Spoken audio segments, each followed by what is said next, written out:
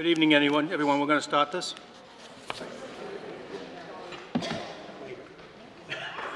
So I have some things to read first. The mission of the Burlington Schools is excellence and equity. The mission of the Burlington School District is to ensure that all students achieve their highest intellectual and personal potential and are prepared to contribute as global citizens in the 21st century. The role of the board is guided by the ultimate success of students in the Burlington School District. Requires that the participation and collaboration of many players, including the school board, superintendent, administrators, teachers, students, families, and caregivers, community members, faith communities, city officials, legislators, and voters. The school board has a unique role to play, empowered by the voters in our community to demonstrate leadership regarding equity and inclusion for our diverse student population. In addition to establishing policy for the district, the school board affirms and defines its role in the following ways: creates a vision for equity and inclusion, monitor progress toward the vision, engage the community, advocate for the vision, and develop board capacity and effectiveness. I ask everyone to stand for the Pledge of Allegiance.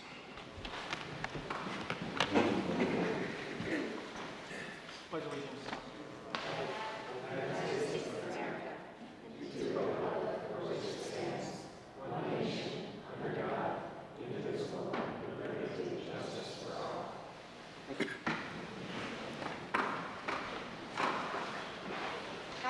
As you're just getting started, but we have a bunch of magnet kids that think they're coming to sing in here. Yes. Should we bring them in?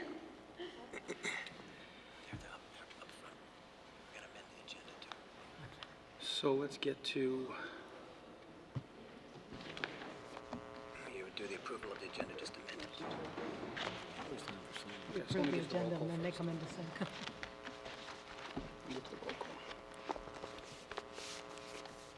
We have Commissioner Baum. I'm just going to take a quick roll call here, please.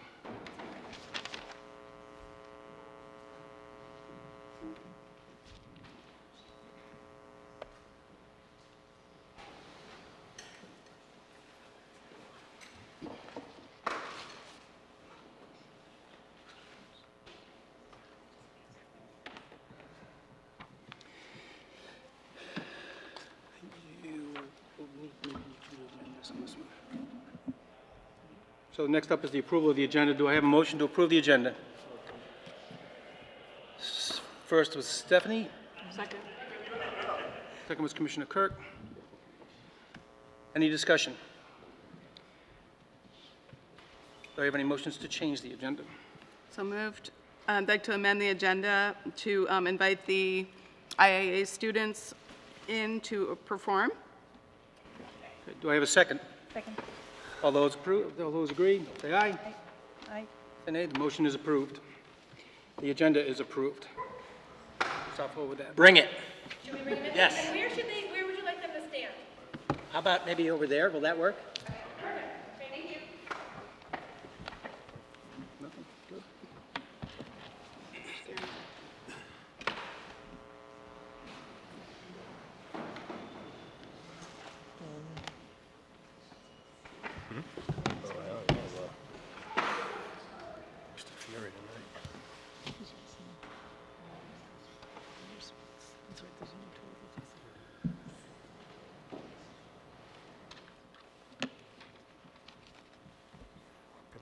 It's very quiet.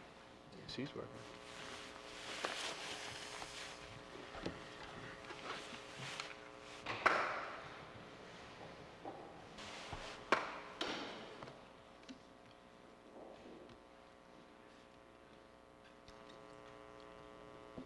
You've been nervous.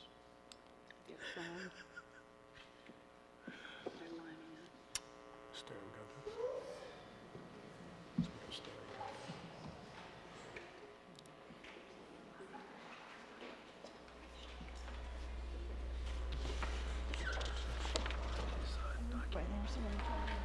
I wondered why. Okay. Outside?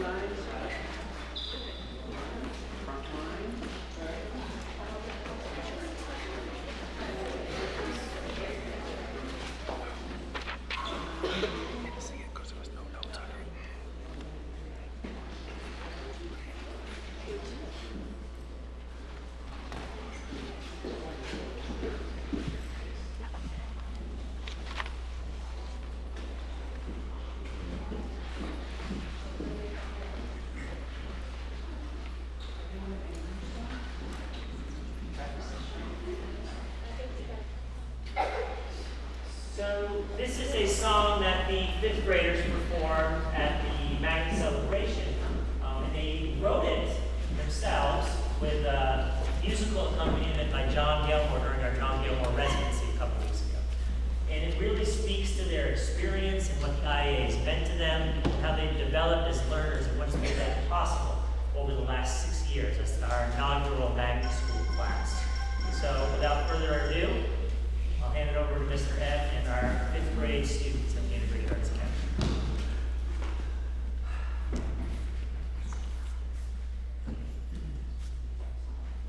What's the name of the song?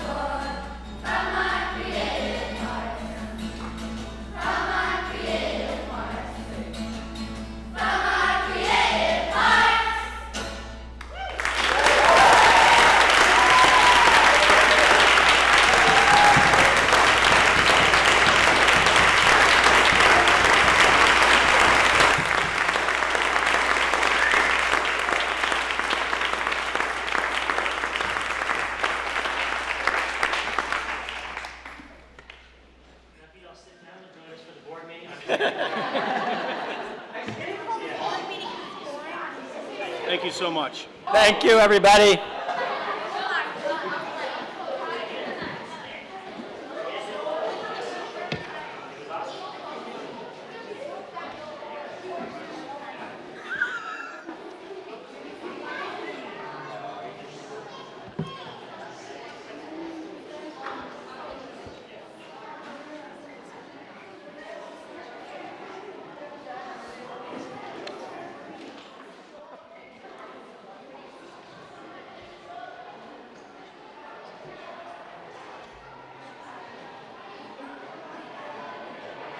Last night to the mayor.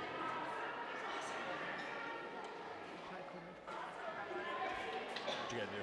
Yeah, he got 2 scholarships. So. Thank you, everyone. Next up is former board chair Patrick Halliday, and now with the Agency of Education, to present the ISTE Making It Happen Award presentation.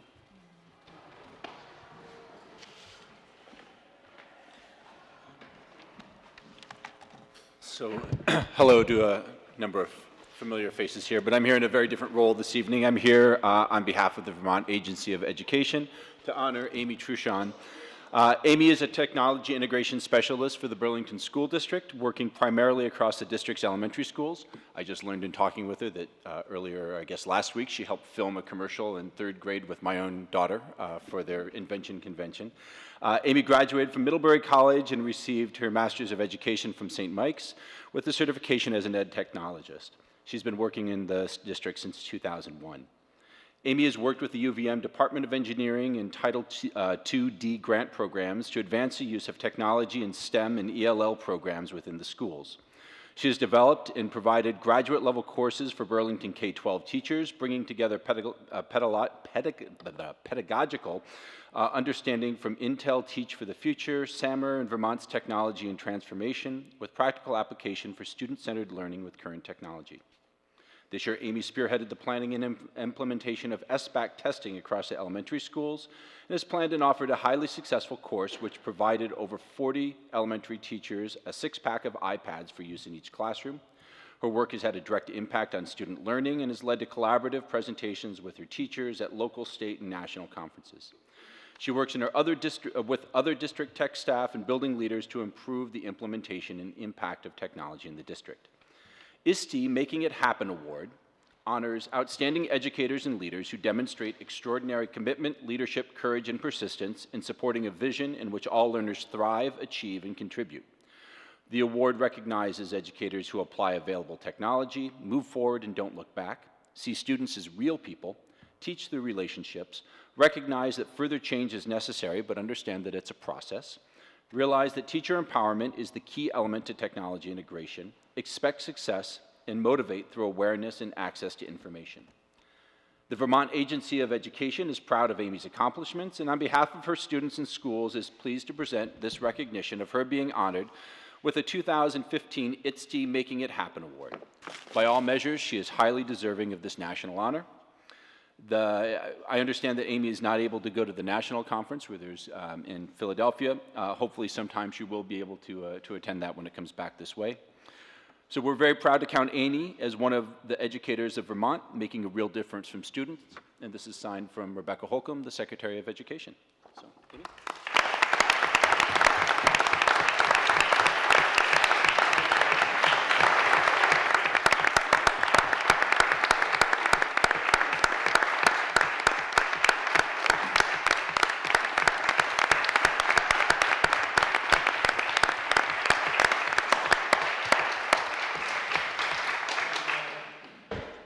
While you're sitting down, Amy, this was the part where you're supposed to give your speech, your acceptance speech.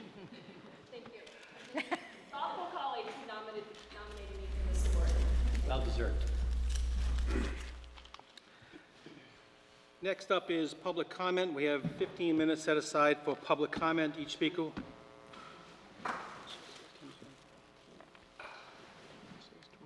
We can go up to. Okay. Thank you. Each speaker will be allotted 2 minutes.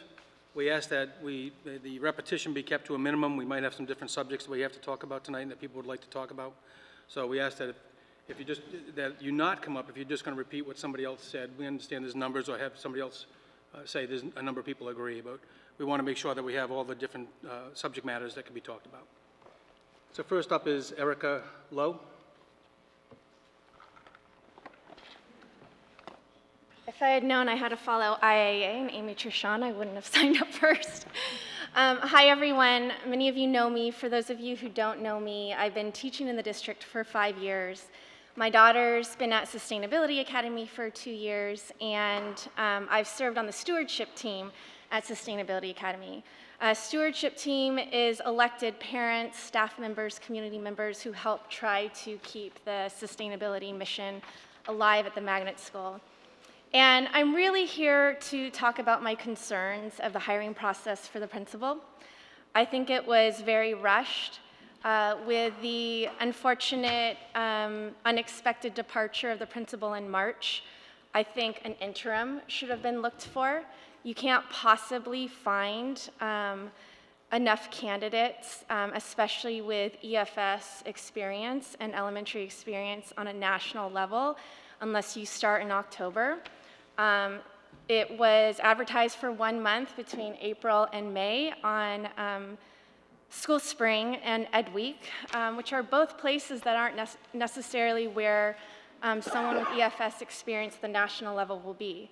And knowing that EFS is the biggest, I believe, change lever for equity at that magnet school, it's very concerning to me that that wasn't taken into consideration.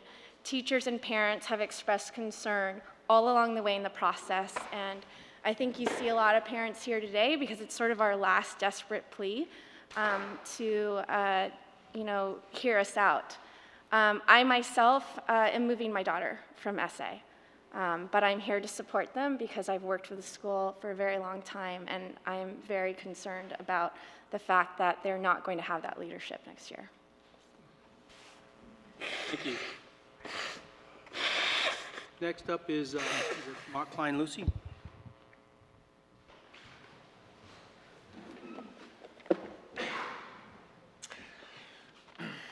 I'd like to start on a personal note. My name is Mark Klein-Lucy, and I was a parent representative on the Principal Search Committee. I'm a teacher and a very busy parent of 3 boys. I volunteered for the Search Committee because I love the Sustainability Academy, and I believe in its potential to serve all students and to illuminate a better path for education.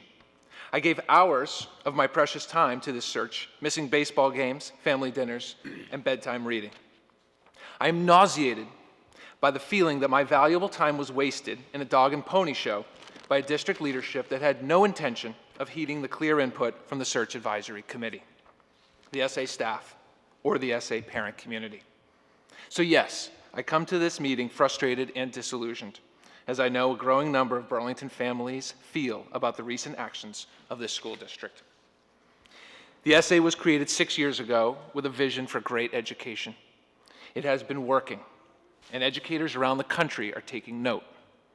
We have the opportunity to become a national model if we put in the work to find the right leadership. Begin the healing process. Remove the SA principal appointment from tonight's consent agenda. Call on the superintendent to appoint an interim principal for the Sustainability Academy for the 2015-16 school year and begin a no stones unturned, nationwide, community-based search this coming fall. Thank you.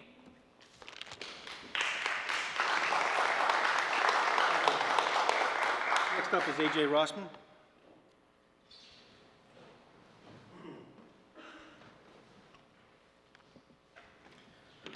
Hi, my name is A.J. Rossman, and this is the first time ever speaking to this group.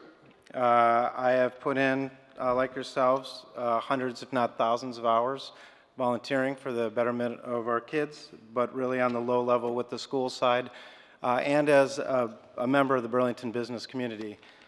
I guess the discussions that I attended in the public process made me feel pretty sad, quite honestly, that I listened to Dr. Howard Smith, who gave us kind of, in my opinion, a pity story about how hard it is to find people and everything else. And for coming from a school with the parent involvement and community involvement, including articles in Vermont Life, I really feel that we should have a pity party for ourselves and that we should settle on anybody who decides to come with us.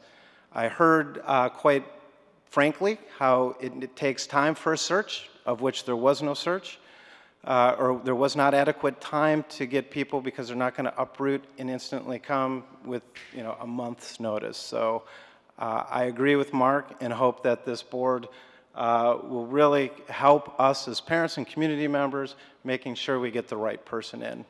I will support an interim principal, as will I think all the parents, and give somebody a chance to show their true leadership which would be great to see at the school. I will leave with that. Thank you. Thank you. Karen Rubin.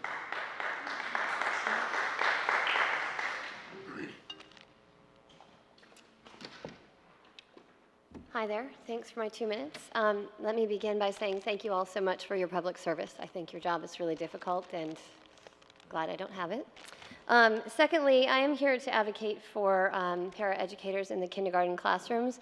And really briefly before I begin, since everyone won't get a chance to speak, would everybody in the audience who is also here to advocate for that cause stand up for 1 second to show that you're here? Thank you. I am here not because I am a parent of a child who will be a kindergartner. I am here as a PTO president at CP Smith representing my community who I know have a lot of concerns, and I do feel like perhaps we didn't jump on this soon enough, but people are starting to get scared about what's coming in the next year, not having classrooms with 22 kids and 1 adult. We have safety issues. We have a lot of educational concerns. So I'm representing them. I'm also here because I have been a high school teacher. For several years, I taught high school social studies in upstate New York, and I saw what happens to kids who fall behind at the beginning, and it kept me up at night.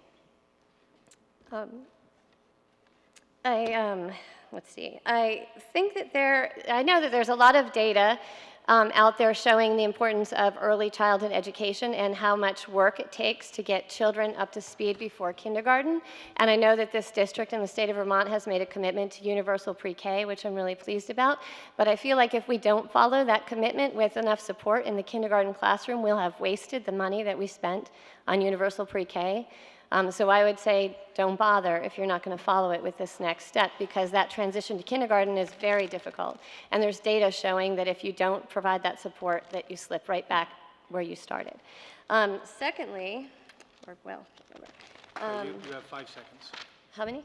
5 seconds. Okay. All right. Well, there it is. All right. Someone else will finish it up. Thank you so much. My 2 minutes, and I'll give mine. Oh. All right. I'm sorry, names, please? Thank you. Rachel Jolly and Joanna Grossman. Thank you. Okay. Just fine. Okay.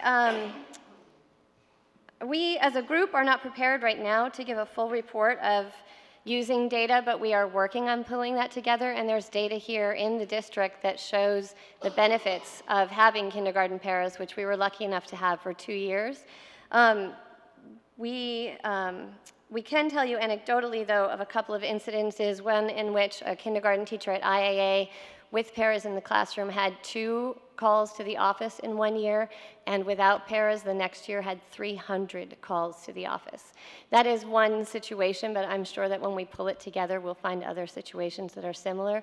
Secondly, I can tell you about a parent in the CP Smith school who spent 3 hours a day in her daughter's kindergarten classroom because they were so shorthanded, she did not feel she could leave. And then her husband sometimes filled in the afternoons. That's not ideal, obviously. So what we are asking here, knowing the bind that you guys are in, that we have no money, that we have nothing to spare, that you do every single thing that you possibly can for this coming fall to remedy this situation so that the consequences are not too severe. I know that there may be some paraeducator time in each building that can be shifted that way. I hope that you will encourage building principals to do that. If there are any windows that open up that allow some resources to be funneled in that direction, we would greatly appreciate them going that way. I think if we don't, we will end up spending 5 times more money later on trying to make up for some of these people who have slipped behind. In the future, I ask that you keep this issue on the table at all times. I'm sorry that it slipped off the table for these last 2 years. I think that it was tragic when it got pulled out of the budget in the first place and then very difficult to get it back in. But it has to be a priority of this district. Otherwise, I feel like we waste the universal pre-K money and we spend all this extra money trying to catch these kids back up. We also have thought about some of the possible solutions, one of them being interns, some being parent volunteers. We ask that any situation that you offer be something that One will improve the student ability to meet academic standards. Two, must be consistent and reliable. And three, make the teacher's job easier and not more difficult. So if it's something that's too complicated or requires a lot of organizing, that it may not be as helpful as we would hope it would be. So for this year, we ask that you give us any support that you can in the classrooms in the fall, and we will also be working on that problem, but realize that if the solution comes from outside the district, it may just slip off the district's table altogether, and I do think it's a district responsibility. And secondly, that you consider it for future budget sessions. Thank you. Thank you.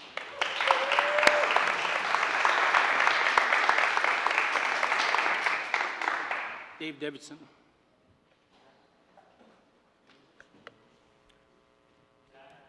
Dave Davidson. Dave Davidson.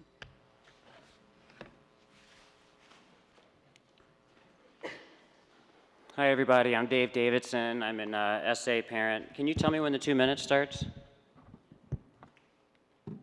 Start now?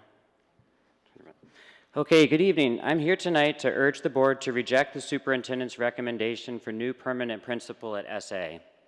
It's shameful that such an important, accomplished, and highly visible school was given no greater diligence than a principal wanted ad posted on SchoolSpring and another website for a few weeks. In fact, the whole matter of handling Brian's transition has been shameful and embarrassing. That someone so important to our school would be dismissed as here today, gone tomorrow without logical explanation was just heartbreaking. Our kids came home fearing the worst. We went weeks without official explanation of his sudden departure. Whether Brian was dealing with personal issues or health issues, he deserves to be held up as a model of courage. Even the strong and brave sometimes need help and have failings. He gave 5 years of love and endless enthusiasm to the Magnets, so when you celebrate the accomplishments of these schools, Brian Williams ought to be recognized. I know that Ms. Whitmore-Sells is also an excellent and beloved member of the Burlington School District, and she deserves a permanent home as an administrator. It's awful this contentious debate involves such a good person, but it all could have been avoided with the careful and thorough search SA parents had every right to expect. Since there appear to be no other viable options at this time, I urge the school board to reject tonight's consent agenda and accept the superintendent's nomination only as interim principal, subject to an involved search. This is going to be a difficult challenge for one of you or a few of you. I don't know if our district board members actually support this initiative, so we need someone else to hear the voices of this school and of the Magnets and to say that we deserve the conscientiousness that we have earned through our national recognition and the tireless efforts that the communities have made collectively and individually over the past 5 years. So thank you all, thank you for your service, and good night. Thank you.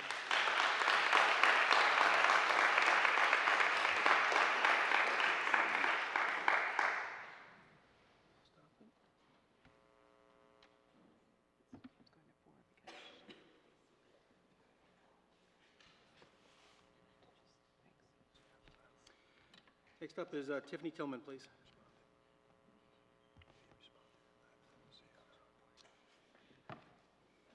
Hello, my name is Tiffany Tillman, and I am a member of the Sustainability Academy PTO and have a long history working in this district in multiple capacities. I don't think that I could say much better than the people before me, but I do, and I agree so much with what they have said. I want to urge this board to consider taking the principal SA principal nomination off of the consent agenda and hear our voices. Thus far, the parents, the teachers, the search committee have all very loudly said that we don't feel comfortable with any of the candidates that were brought before us. It was made very clear that that's what we wanted, and it's important that you hear us now. So the community process, community participation, and community voice are one of the pillars of education for sustainability and any sustainable community. This process has been violated time and time again by this district, and people are feeling frustrated, outraged, and disenfranchised. I value community and I value community process, and I wanted to make sure that I brought up that in less than 24 hours, we have 122 signatures from people in our community and outside our community who support our petition to take the principal off of the consent agenda and to reconsider and put an interim in their place. So some of the things that people said is that I'm concerned that the current process pays lip service to community engagement and has disregarded the input from parents, community members, and staff. I'm even more concerned that this disregard undermines the district's stated goals and could erode the credibility of any incoming principal.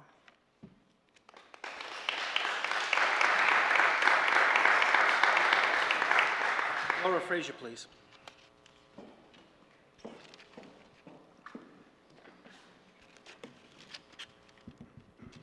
Good evening. Let's look at the facts. Like the SA, Champlain Elementary recently ran a principal search. The parents and teachers there expressed deep concern about the candidates put before them. Very, very similar concerns expressed by the SA community. Champlain community members held a meeting with the superintendent. Parents at the SA did the same exact thing. At Champlain, the superintendent called it a failed search and agreed to appoint an interim and run a thorough principal search for the 2015-2016 school year. I applaud them for hearing those teachers and parents working with them. I fully expected consistency, fairness, and responsiveness from the district.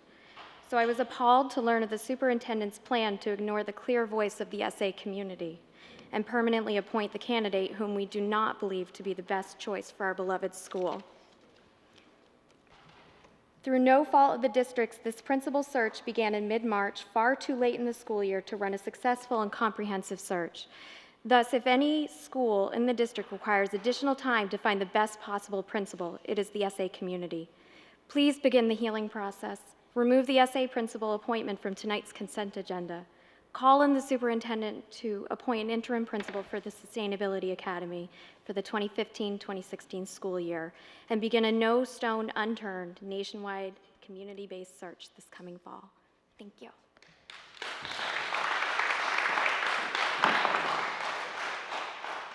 And Ann Tewksbury-Fry, please.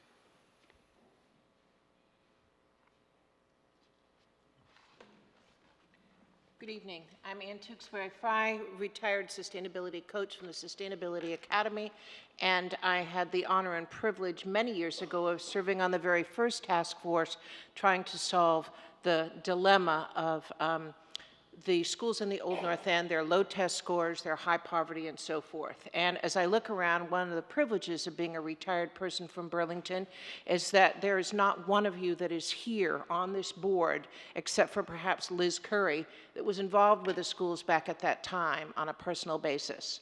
Long ago, when Barnes was slated to be closed, a group of parents, not unlike these, worked their butts off to make sure that that school would not close. This community had a vision for how these two schools in the Old North End could succeed. And it all began in the backyards and the kitchen tables of folks exactly like these. So with Jeannie Collins' support, we became a city of two magnet schools that are now known nationwide. And we can't get out of the box with your support to find ourselves a leader, a permanent leader. Things happen with leaders. We know that. We had many that we loved in the last 5, 6, 7, 8 years. But we need to move ahead in a fashion that honors these people, that honors the parents. It's rather insignificant, but I will tell you I'm also a grandparent of one of those students. But truly, truly, it's hard to be here. I've sat and blabbed at you for years and years and years. It's really hard because you don't talk back to us. We know the rules. It's really hard because sometimes you look like you're working on other things or doing emails, not meaning to be disrespectful, just saying. It's hard to be here and not having a clue if we're making a difference. But these parents have bled blood, sweat, and tears, and they deserve a second chance at looking for a principal. Thank you. Thank you.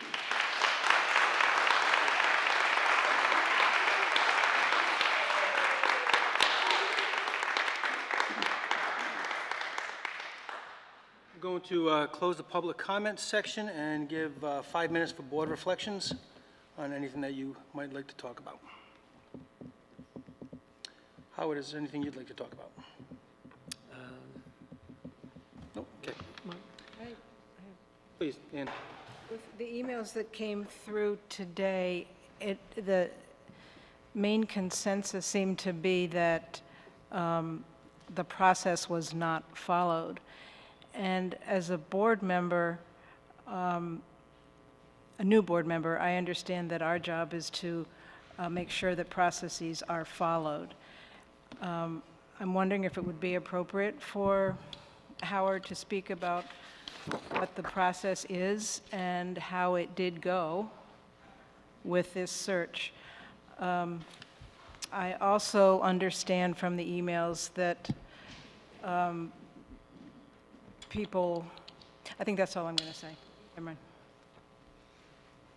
Did the board like me to just get 1 second? Commissioner Serino? Yeah, I just want to make a quick comment in response to Ann's comment and the difficulty of sitting here and watching us kind of be silent and not hear a response from us. And I really appreciate that. But I want to tell you that my experience with this board, and certainly myself, is we pay very deep attention to you, every word that you say, and we read your emails very carefully. And I regret that this is a context in which there is not a back and forth. There is certainly the opportunity to call board members and so forth. But I do want to just assure you that everybody I know on this board listens very, very carefully and care very deeply about what you're talking about. Superintendent Smith? Okay, I will review the process, which is the district model that has been followed for other administrative searches as well, and began around beginning the second week in March with the announced resignation of the. I'm sorry, could you speak a little louder? That one. Began in the beginning of the first week of March with the resignation of the previous principal, Brian Williams, who resigned to take a medical leave, and then with the intent of returning to a teaching position in the fall, which is the plan that is moving forward. Since that in that time period, the process was put together. There is a district search committee that's convened, as well as a selection advisory committee that is also convened. There's training that people have to have in order to serve on those committees, and so that was taken care of to make sure that there was a full complement of committee members, both at the district committee level and the search advisory committee level. The position was posted not just on School Spring and Education Week, but in a number of other places as well as college career centers. It was promoted at 2 job fairs, one in Pittsburgh, Pennsylvania, one in Albany, New York, as well during that time period. It was the deadline for candidate it was posted on April 7th. The deadline for candidate applications to begin consideration was April 26th. District screening committee met, looked at the applications, and identified, using the standard criteria that we have, candidates who are considered to be qualified to move forward. And it's a rough screening at that point around various indicators, so it's just designed to create a pool of applicants for moving forward, which is what was the case. Out of that process, 5 candidates moved forward for interviews with the Search Advisory Committee. After the first round, that number was narrowed down to 4, and then there was a second round of interviews. And as a result of that, the number was narrowed down to 3. 3 finalists appeared before the staff, full faculty, at an after-school meeting, and participated in a meeting or an interview session with parents and other community members in the evening. The questions for those interview sessions are, as was the case during the committee interviews, are questions that are developed in advance for a variety of reasons, including to make sure that they're all appropriate, and in order to make sure that each candidate benefits from the same set of questions. Out of those interviews, there was then followed by a debriefing session with the search committee, search advisory committee, and myself.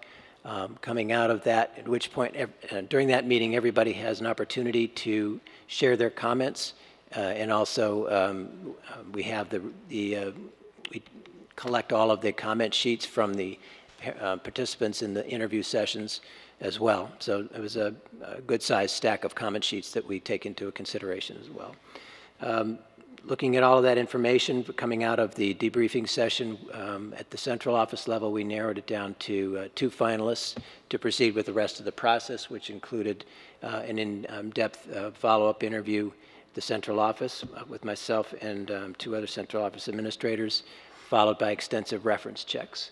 And that process led to the recommendation that we have this evening. Thank you. Any further discussion from the board? I'd just like to say, as a former SA parent and as the school commissioner from Ward 3, which many of you are from, that our role as board commissioners is to do our diligence around the superintendent's following procedures. And our role is also to look out for the whole district. And I understand that, you guys are the steward of a vision that is a very important vision. And within the larger district, it's important to impart that onto future leaders. But doing our diligence means overseeing the superintendent.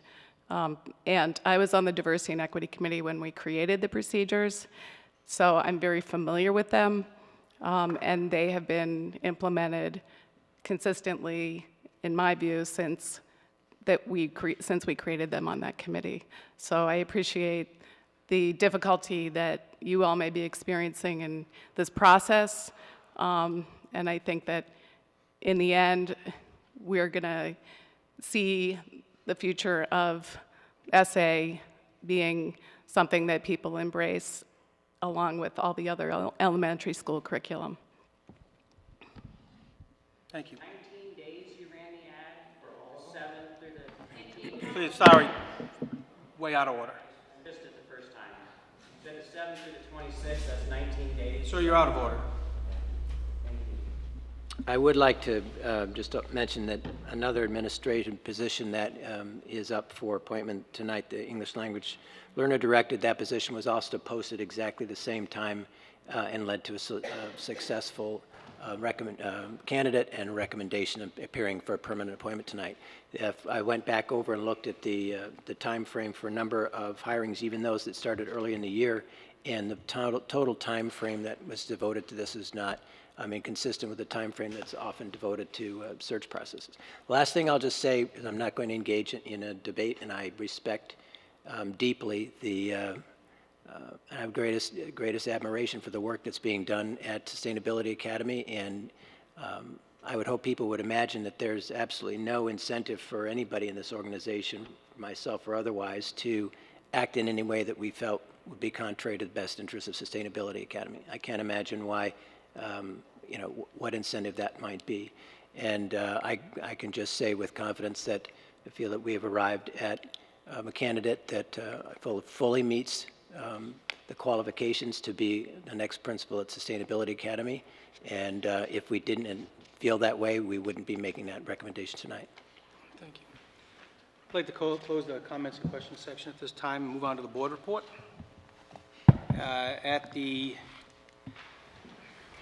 last board meeting, we motion approve the position of a vice chair. I'm willing to entertain any nominations for vice chair at this time. They never asked for walking talk either. Any nominations? Yes.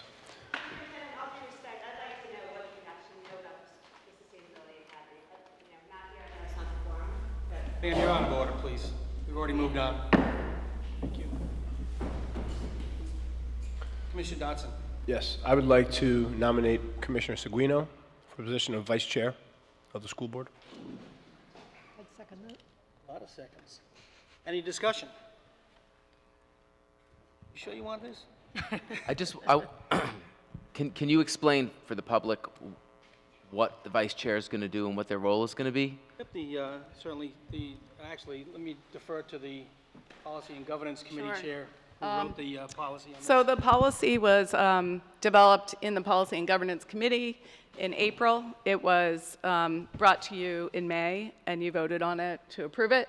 And essentially, it says it has standard language that appears in policies like the city charter and other places, that the vice president will stand in the shoes of the chair when the chair is indisposed.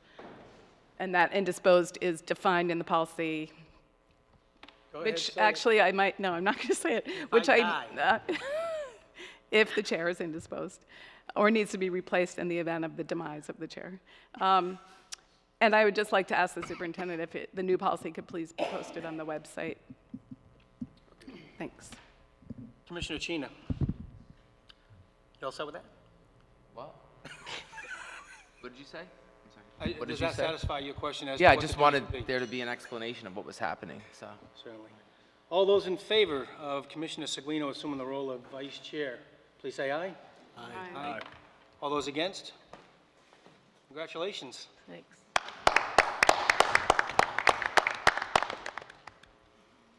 Next up on the agenda is the update on the visa process for the superintendent. I have a statement from Lee Cole, our immigration attorney. I couldn't hear you. Yeah, Mark, can you talk closer to the mic, because I'm having a hard time hearing you too, which surprises me. Touche. I have a statement from our immigration attorney. The USCIS Vermont Service Center in St. Albans reviewed the Burlington School District's 01 petition for Yao Bang within the 2-week time frame required when the petitioning employer requests premium processing. Upon initial review of an application, USCIS has the option to either approve the case or issue a request for evidence. In this case, USCIS issued a request for evidence, which explained its review of the application and requested elaboration on several points. It is not unusual for USCIS to issue a request for evidence and then to approve an application after the petitioner responds. We are working on the response, which we plan to submit to USCIS within 2 weeks. Once the petitioning employer responds, USCIS may take up to 30 days to adjudicate the case. Okay? Thank you. Just a statement on the, we are working on the board training program plan.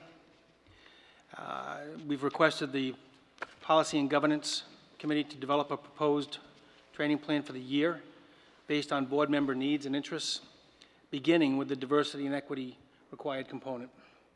So just filling everybody in on that. We had scheduled a joint board retreat with Winooski for June 22nd. We've run out of time on this in that we don't have a speaker to talk to us. Commissioner Curry went down 2 paths, and there's conflicts right there. So I'm afraid we may have to delay that to another time. Okay? Is that May, Mark? That's definite. June 22 is off. That was May. I just received this email today, so we haven't discussed it, so I'm open for discussion on this if you'd like to. Well, my question was the same. It may need to be or does need to be. Right. I haven't discussed it with anybody, to tell you the truth. We can do it right now. So, I mean, we don't have a speaker. Yeah, I don't know what the agenda was supposed, I mean, I think there were other things on the agenda. Is that right? Were you involved in it? My question is, what is the agenda? Because if the agenda is for us to have a presentation on policy governance, then we need a speaker. If the agenda is to hear from the Winooski School Board, their experience implementing it, that would be different. So it's been unclear to me what the agenda was from the start, and I haven't gotten like kind of clarity about that from anyone. Both those things were going to happen. Right, so Both the speaker and hearing their Yes. experience. Yes, because not everybody could make the policy governance training that took place in Montpelier. So we expected both of those to do. Please go right ahead. So I can speak to this a little bit under the policy committee report, but my gut is that we should cancel the June 22nd meeting. Can you speak And then into I the microphone? That's about as close as she can get. My gut is to cancel the June 22nd retreat, and I can talk a little bit more about the particular issue of policy governance at the policy committee report. Anybody want to speak for still holding the meeting on the 22nd? Okay, so we'll go ahead. I'll go ahead and contact them. All right, thank you. We do have a board retreat planned for the 1st and the 13th. We do want to have the senior directors and the principals to be invited to the July 1st session. And I think we're trying now to still secure a place, or have we secured a place? Do you have any idea? I've been trying to follow the emails on this. I haven't been on that. Yeah. So we'll work on trying to secure a location for this. We've just been busy with so many other things going on here. What's the time for the July 1st one? It specifically says when Brian Chena will not be there, so. I think, 5 to 5 They're both evening, right? It's in the emails that went out. I don't have. yeah, Brian, I don't have it in front of me. It's okay. It's not important. I think I can't you- go anyway. I forgot that. I wasn't looking at the date when I asked the time. Sorry. Sorry I to waste think time. it was going to extend beyond 7:30, so I thought that was going to still work I'm not for in you. town though, so let's not. I don't want to waste Okay. time on it. Sorry. All right, thank you. Didn't mean to waste time. The student representation on the school board, we're going to refer to the Policy and Governance Committee to review the student representative application process, and along with an application that has been received, to make a recommendation to the full school board on how this should be handled better. And the Finance Committee has the responsibility where every 3 years, we have a policy that every 3 years, the Finance Committee is to pursue an RFP for district council to come up. And we've expired, and the Finance Committee will be pursuing that with an RFP.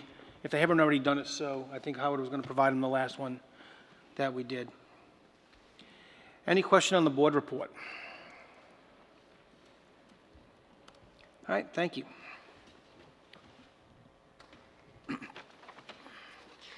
Next up is the superintendent's report.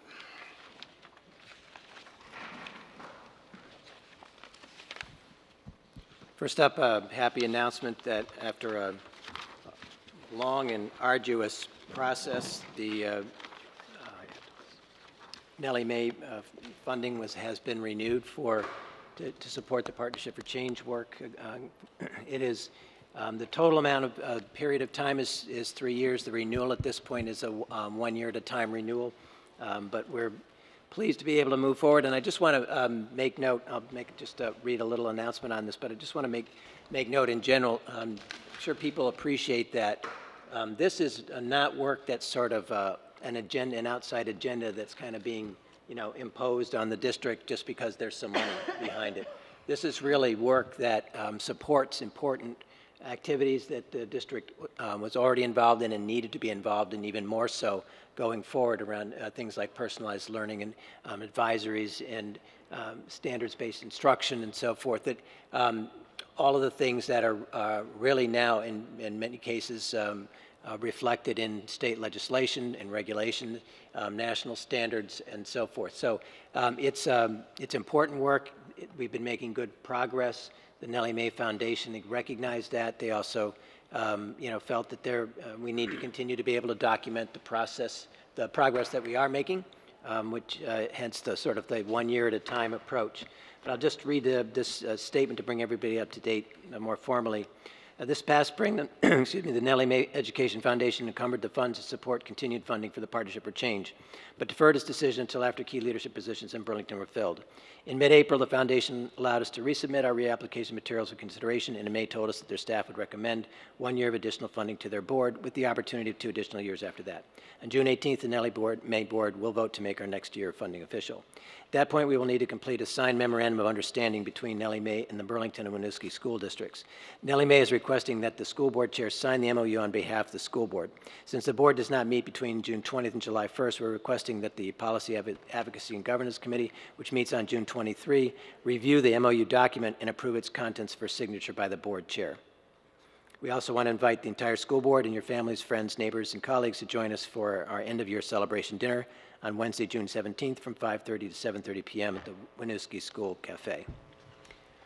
So that the important note for the board here is to make sure that the board can authorize the Policy and Governance Committee to review the MOU and approve its contents for signature by the board chair.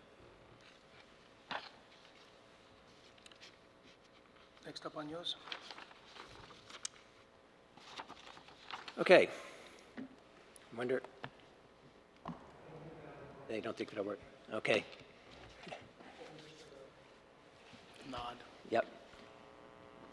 Wanted to take an opportunity very briefly to go through, mostly it's for me it was, I got to thinking about the year and all of the hard work that people do to make it possible to operate a school district in the year. And in particular, school administrators, in some cases, folks that most people in the community really wouldn't know. They work behind the scenes. In other cases, they're higher profile positions.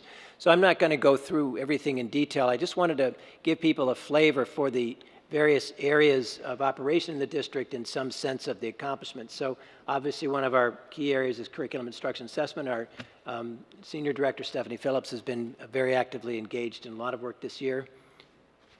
And just a note here that in particular, some significant reworking of our science program as part of a statewide initiative has been ongoing as well. In the areas of diversity and equity, we staked out some ambitious goals to reduce the rate of suspensions in general, and also to try to reduce the gap in suspensions from an equity perspective based on certain subpopulations, subgroups in our population. We also were committed to continuing to move forward in a couple of key initiatives, one at the elementary level, the positive behavior initiative, and the other at the secondary level, restorative justice model. We recognize also that our approach to dealing with standards for behavior was somewhat fragmented, and began the work of pulling together a district-wide code of conduct, which now exists in draft form, but will need a lot of stakeholder input before it's finalized. In the area of property services, and a lot of activity. You'll see that work going on this summer if you drive by the Edmonds complex, successful completion of some other work in the past summer. Good news on the sale of a Maury Street property, which we'll take care of the next item on the agenda. This is a property that the district owned, had committed to sell, initially put out requests for proposals to bid on it, did not meet the minimum bid, but then when we went to market the property, we actually got an offer in excess of the minimum bid level. So we were pleased to see that. Energy Star Award, which is a prestigious rating for a number of our school buildings, represents the top 25% of the districts in the country. Also in the area of technology, a lot of activity. Remind people that at a number of our grade levels we have one-to-one technology. It requires a lot of support. In addition, there's a major initiative going on in changing over to a new state-of-the-art student management system called Power Schools, which is I've been through a couple of them, and I can't tell you how complicated that process is, but we're very pleased with the great work that's been done, including Dana Barron, one of our key employees in that area. A lot of good professional development as well. Food service, Doug Davis was, did farm to table before farm to table was farm to table. He is just like a renaissance guy. It's incredible the work that they've been doing, and our administrative team is going to be treated to a meal at an end of the year meeting from his Fork in the Road food truck.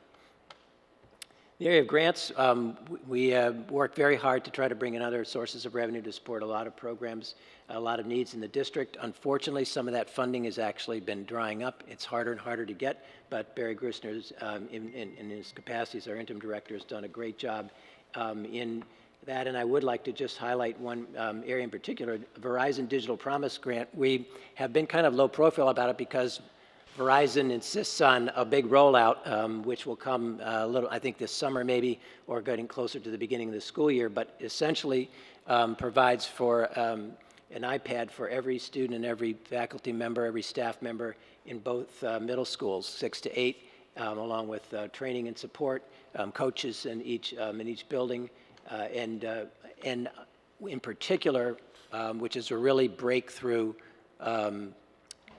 feature, providing universal internet access to every child at home, which has been one of the major equity issues around being able to extend the use of technology outside of the school day. I can't read all the writing here, but Christy Galise, very talented person running our expanded learning programs, which include after school and summer work, very busy young lady who is involved in a lot of programming, and we're pleased that this programming, there's clearly a demand and a need that exceeds what we can offer, but it does represent a mix of programs, in some cases designed to serve our entire population, in other cases designed to serve targeted student needs. Early education, we've been at this for quite a while, for a long time, as a matter of fact, in offering our own programs in early education. As you may know, the state passed a universal pre-K initiative that was supposed to take place next year. It was deferred in terms of being required to the following year, and we decided not to go further for next year since we already had some ambitious work going on, and we were pursuing a grant which we received to support some expansion of a program, particularly beginning to experiment in the area of full-day programming for particularly needy 4-year-olds. Whole area of special education, a lot of activity in that area. Our senior director, Dylan McNamara, was actively involved with our curriculum assessment director, Stephanie Phillips, in redesigning our approach to intervention, converting special education professionals to intervention positions in areas of math and literacy to extend the reach of those professionals to a broader range of the student population that needs assistance. So he was particularly integral to that work throughout this year. We have an alternative program and a special ed program housed at another site, or at least for another year. We're working on the process of finding a new home for them, but we have the funds, the proceeds from that site to use is to fund a relocation, and we're looking at some potentially promising options for moving those students, but a lot of good work that goes on for students who have very specific needs that just cannot be addressed in any kind of conventional school setting. Our English language learner program, we have an increasing group of students who have a lot of needs, not just English, and they are really embraced by our English language learner folks in very comprehensive ways. There's a lot of work to be done in this area. It's why we flagged it as an area of focus going forward for next year. We're still, in some ways, playing catch up to the just the sheer magnitude of some of the needs, particularly for older students who come into the country who are not on grade level, who are learning English and need some different kinds of approaches in terms of meeting their needs. Just going to zip through our elementary schools, and I want to acknowledge our principals, our hardworking principals at each of the buildings, particularly in this case Leslie Coulomb, who is retiring at the end of this year and has done great service to the district. The other thing I'll just make note of as you go through, I asked each school to put together a slide. It wasn't a competition, so no judging, please. There's no blue ribbons or anything goes here. But what this as you go through it, it kind of captures the eclectic nature, of every aspect of the school district. And sometimes that's a really good thing, and sometimes it's a little bit of a challenge. But in each of our schools, we've had some great work that's been done, and we'll go through and make note of the work and the principals who were key in moving some of that work forward.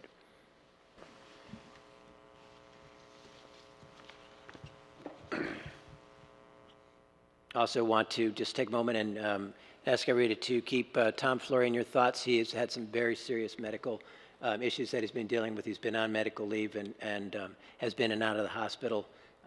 He seems to be on the mend now, but it's been a very, very rough time. And I want to thank also Monica Smith for stepping in to cover for him while he was gone.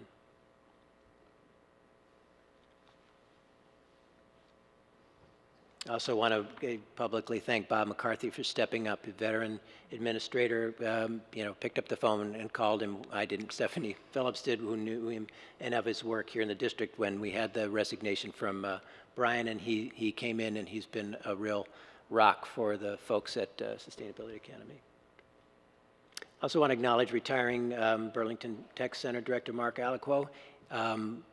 He is very proud and very invested in the work that's been going on there, and you should really you should know that he has worked extremely hard to make a very successful transition to the new director. I've got just a unsolicited email from our new tech center director wanting me to know just how grateful she was for all the outreach that he's done to make sure that her transition is a smooth one. A lot of good work going on at our middle schools.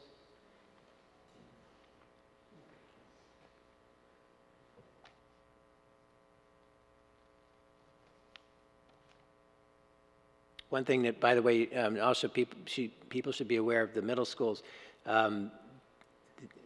We did some work this year, which I think will needs to continue to try to bring the approaches, the schedules, the offerings, the general model closer in line, so that I would say that going into next year, there will be much greater degree of alignment in terms of how the days work for the students in a variety of respects than has been the case, at least for some time. And I want to credit both principals for really stepping up and committing to that kind of work, that collaborative work. And it's very important to remind them that, all of those students go to one high school. And so you can't really have, they really should be considered two departments of one middle school, not two middle schools. And they're working well together in trying to make sure that they're as closely aligned as possible. A lot going on at the high school, a lot of really challenging work. A lot of it, that's where the emphasis has been, the Partnership for Change, and we'll just kind of quickly scroll through some stories and photos there from the high school.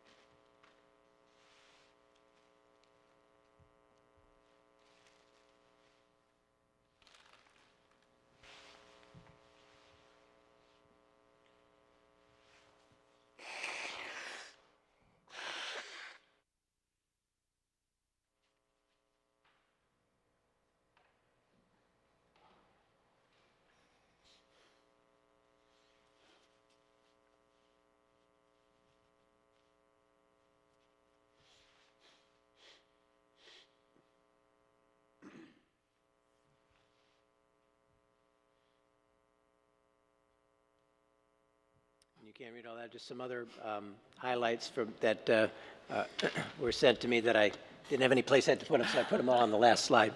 But we'll put this up on our website so that people can see it. Again, it was just, I felt it was worth taking a few moments to just pause and appreciate some of the hard work that's gone on by on the part of a lot of people, and work that I have really come to admire and appreciate, and you should too.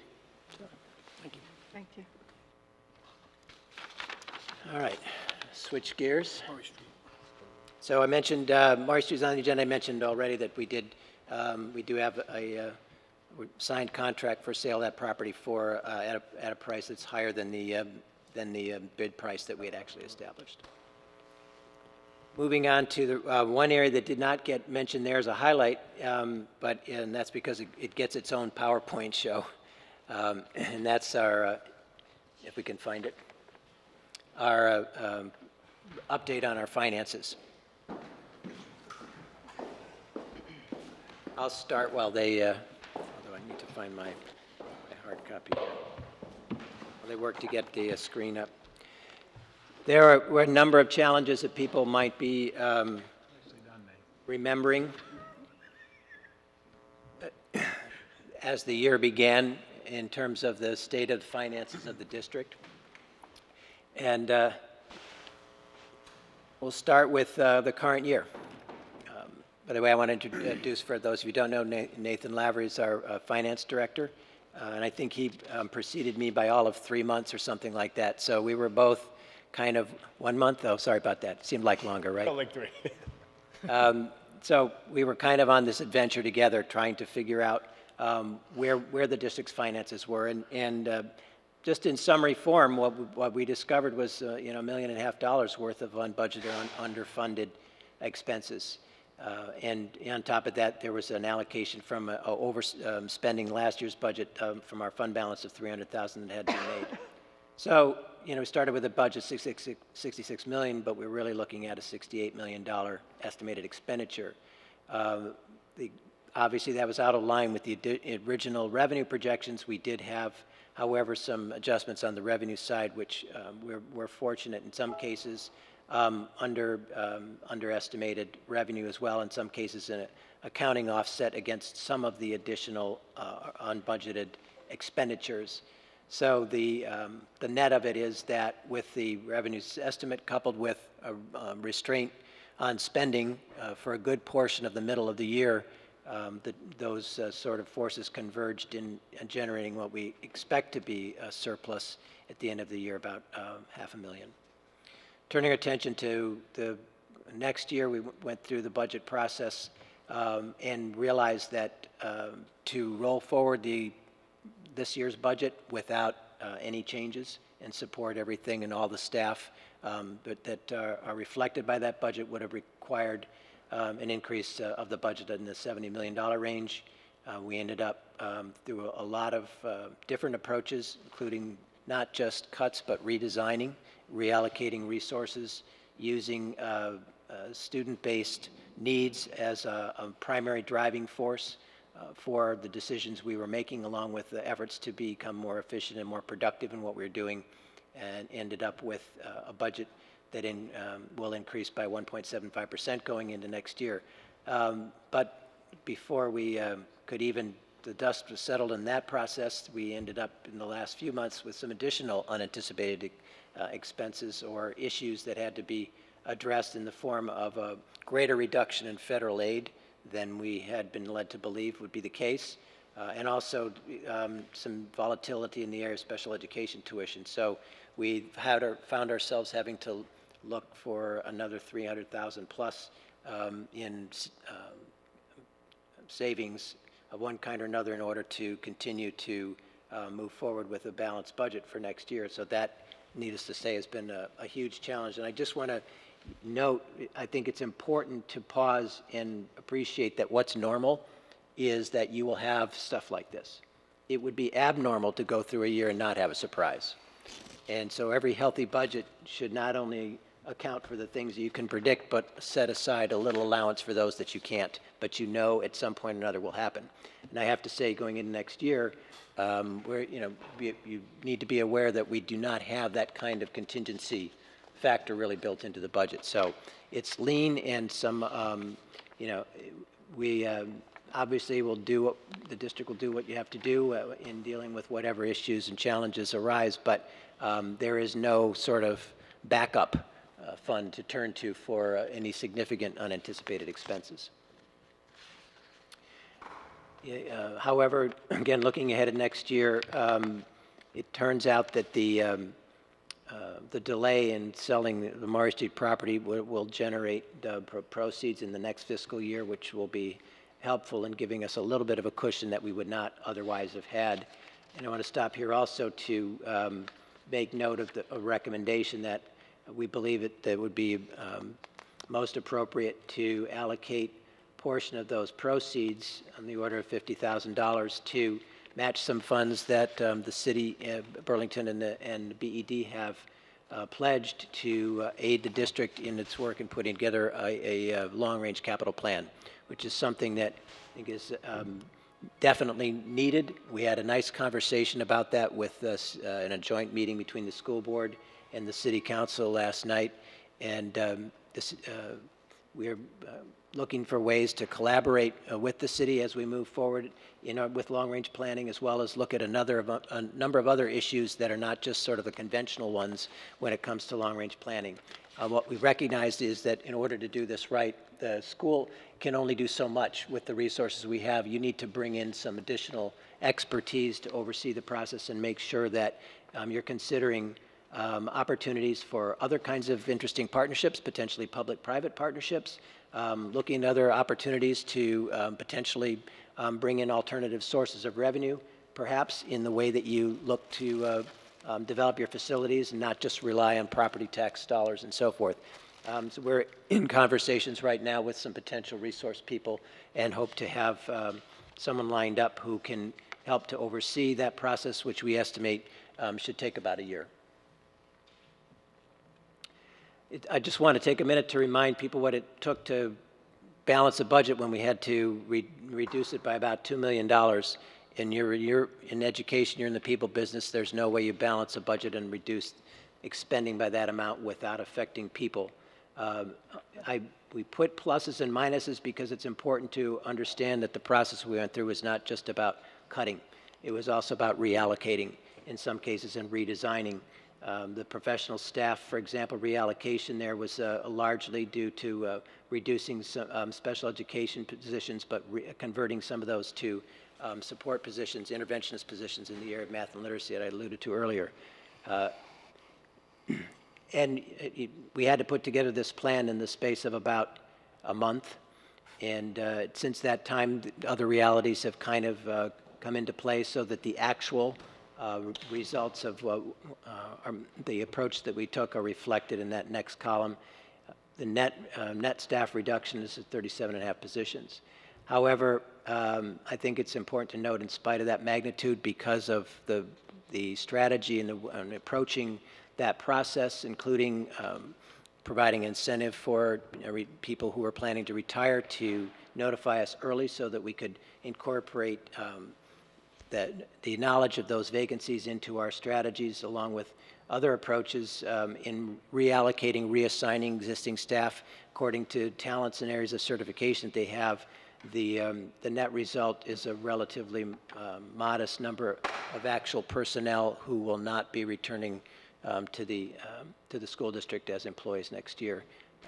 And so we're pleased with the way that turned out on behalf of the people who would have potentially been affected by something, the reductions in this order of magnitude. It's just some other notes there too. It was not all about personnel, and it's important to appreciate that you're dealing with the cumulative effects now of level funding in non-personnel areas over several years. In particular, I want to flag the area of maintenance and operations, which is an area where the budget has actually declined in the last couple of years. So any low-hanging fruit which is typically, in education you look for in non-personnel areas has been pretty well picked over at this point. May I ask a question? Yes. Could you go back? Yeah. You said that not many people, there are very few people who are not able to return, but the net staff reduction was 37.5. Yes. So is that 37.5 people? Yes, and that means they, out of those positions, some of them, a number retired, over 20. So how many people are not able to come back? 4.2, the 2 and the 2.2. Got it, thank you. So between resignations, people who are leaving for other jobs, and reallocation, reassignment of staff, we whittled the impact down on people to 4. Thank you. One other thing I just want to note, I want to give credit to the city, although we have a board member who I'm going to encourage to continue to work on this issue of reinvesting potential pilot funds. But we did get some good cooperation from the city in looking at ways to convert some of the pilot money that we'll no longer be receiving as of this coming fiscal year, which used to be $1.4 million. And about half of that by charter, at least in theory, should be flowing to the district. However, ironically, in this state, the Agency of Education, when it comes to looking at municipalities and school districts, has restrictions on municipalities in any way funding or providing direct funding for educational services.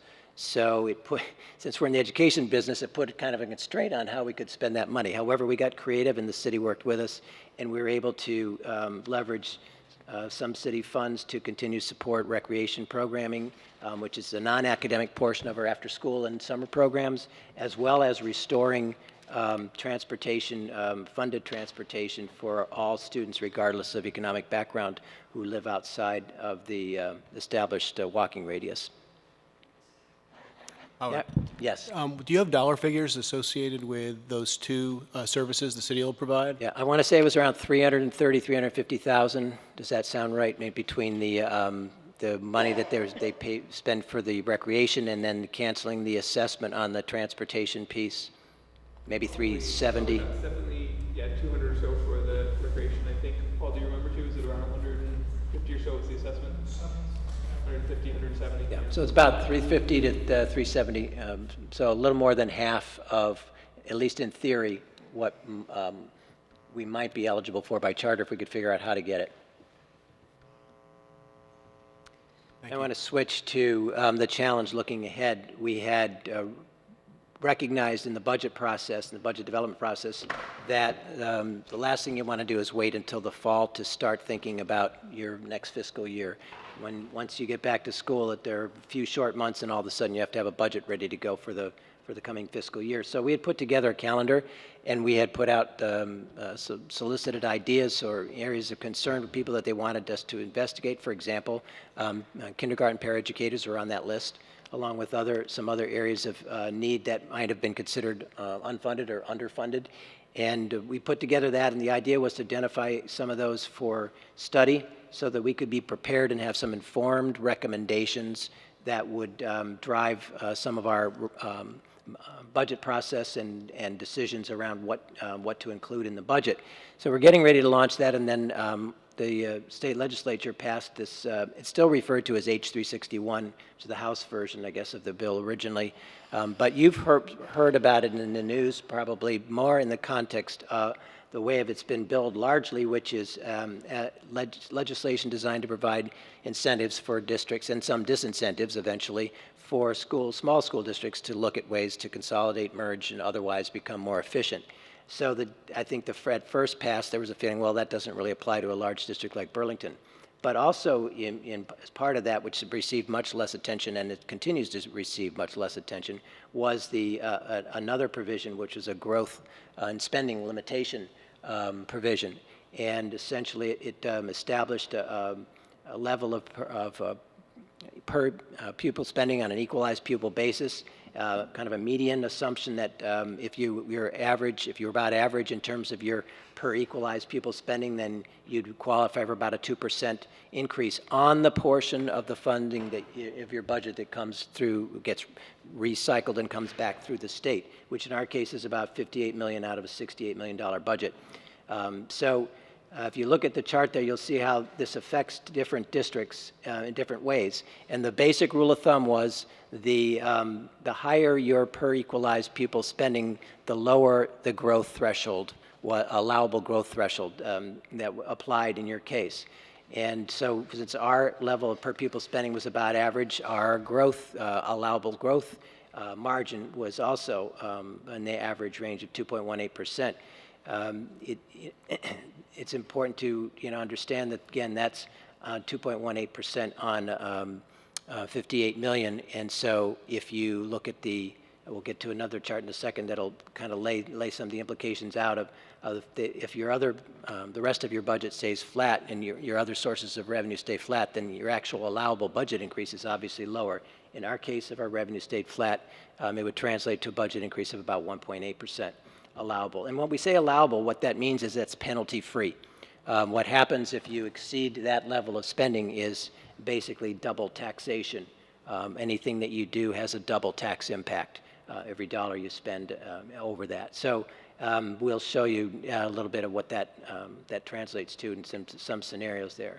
So what we tried to do is to look at, say, all right, if you play this out in preparing a budget for 2017, you have to have some sense of what's going to drive your decision-making around your budget. So let's say you wanted to start out and say, you know what, times are still tough or whatever, we're just going to live with what we have, zero increase. Well, zero increase is zero increase and zero implications in terms of tax impact. recognizing there should be asterisks all over that slide, and that's qualified based on assuming that nothing else changes in any of the variables that influence the formula that drives your tax rates, which will not be the case. But since we can't really speculate right now on what some of those changes might be, for the sake of discussion, you hold the other things constant.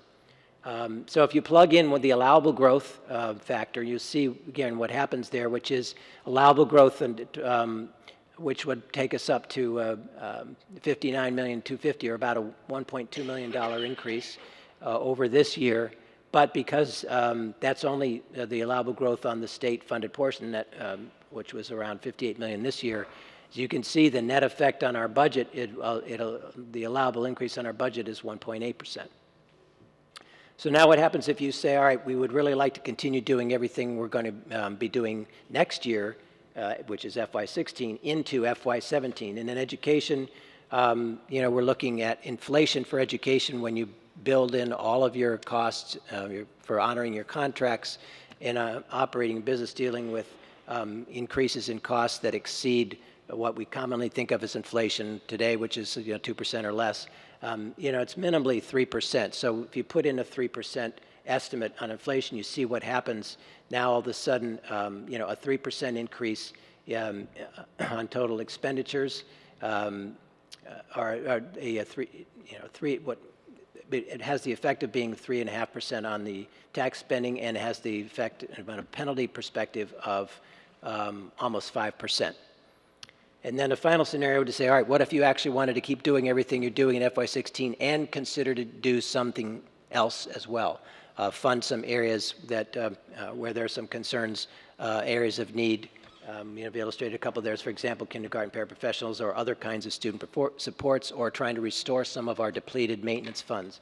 So it's an arbitrary figure there, which wouldn't even begin to address some of the areas that we identified, but for the sake of discussion, another $700,000. You can see at that point, now you're, even though you're proposing a spending growth of around 4%, effectively it magnitudes up with a penalty, so ratchets up to a magnitude of 7.3% in terms of its tax impact. Nathan, do you want to add anything to any of that?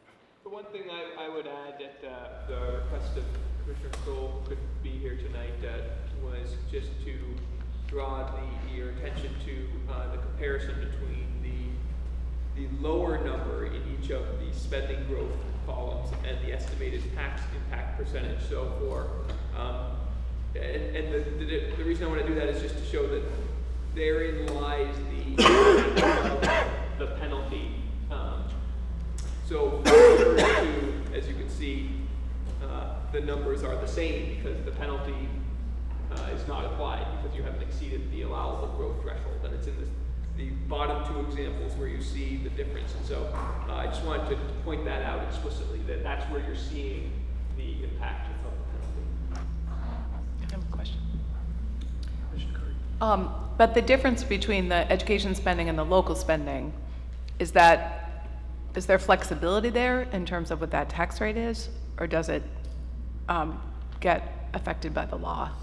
I don't understand your question. Like, if you're saying that 2.18 is applied to the 58 million education portion, but our budget, we have 10 million additional funding. Right. Is that doesn't have an impact on the tax rate. If you, for example, were to find a mechanism for raising some allowable revenue directly, or if you were to get a major new grant, for example, the increase in spending associated with that revenue, it would not have an impact on your tax rate. okay? However, And so what is that 10 million? Is that federal funds? That's a variety of different things. The biggest chunk that's in there is actually the special education categorical grants and that sort of thing. I can go into more detail because there's actually additional spending associated with the federal funds that doesn't even show up here, that the district hasn't traditionally kind of illustrated as part of its base budget. but I just want to point out the flip side of that. What we just talked about is if your other revenue drops and you want to make up for the loss of revenue, That's the tax piece. That if every dollar you do that, if you've already hit your threshold, your allowable threshold, every dollar that you use to make up for lost revenue on the other part of your budget is double taxed. Commissioner Sheena? So I don't want to oversimplify the presentation, but is what you're telling us that if we're going to sustain what we have without any further cuts, the taxpayers are going to be penalized? Yes. And if we want to actually provide the children with what they deserve, we're going to have to be even more penalized? Well, not necessarily by the way you put that. I'd like to think we provide a lot of what they deserve now. Well, but I'm sorry. I understand I just your think gist. option, I mean, if I had to choose, I would be like, number 4. Right. Right? But then we're talking about what could equate to be quite a penalty on taxpayers. Yes. Have you begun to think about maybe creative ways to get around this, or is it impossible to get around at this point? I will say, there's a complicated answer to that, but it has to do with the basis for this whole approach that the state adopted, which is in the equalized pupil formula. I would argue, and a number of my colleagues in Vermont back this up, and including observers in the Agency of Education, and that is that the current formula does not accurately reflect the level of need that are supposed to be reflected in terms of the weighting factor. This whole notion of equalized pupil is it assigns weight associated with various circumstances that are typically equated with needs like free and reduced lunch. If you look at our district, our equalized pupil count relative to our actual pupil count, there's not such a margin there.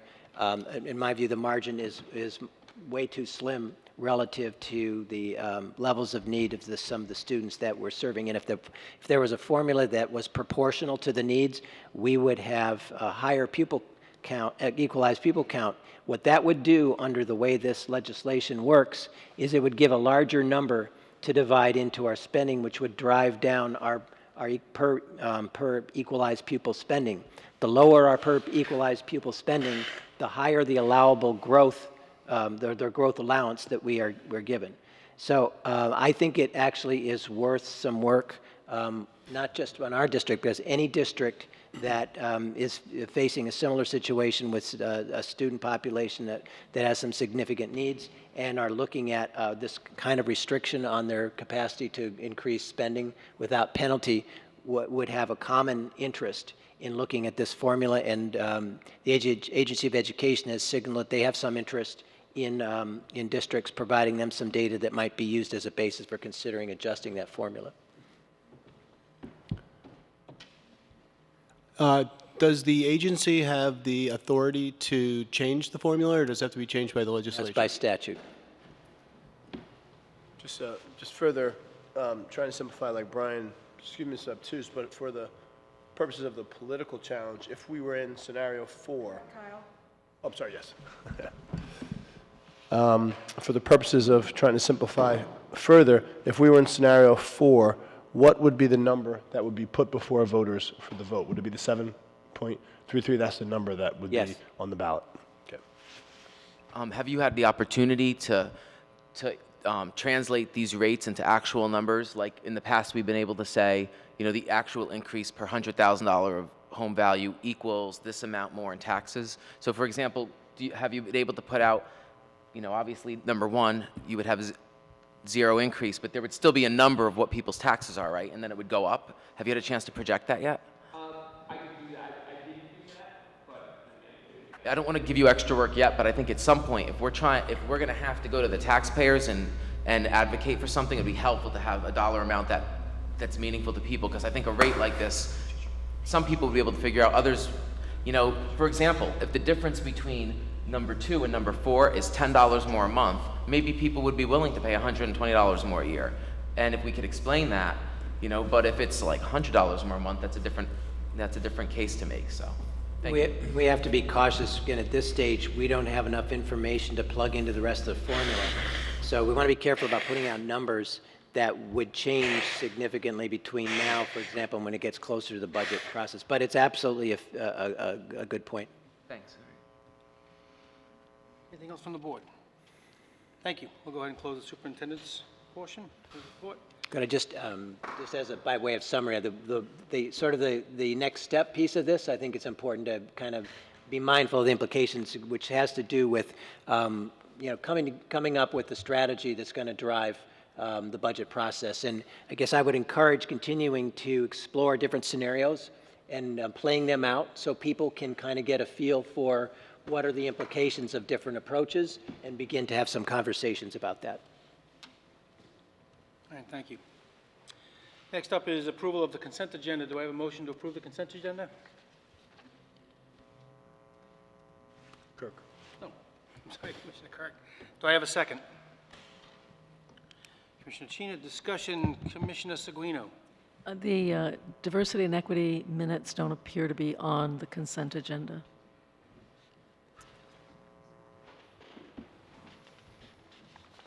They do not.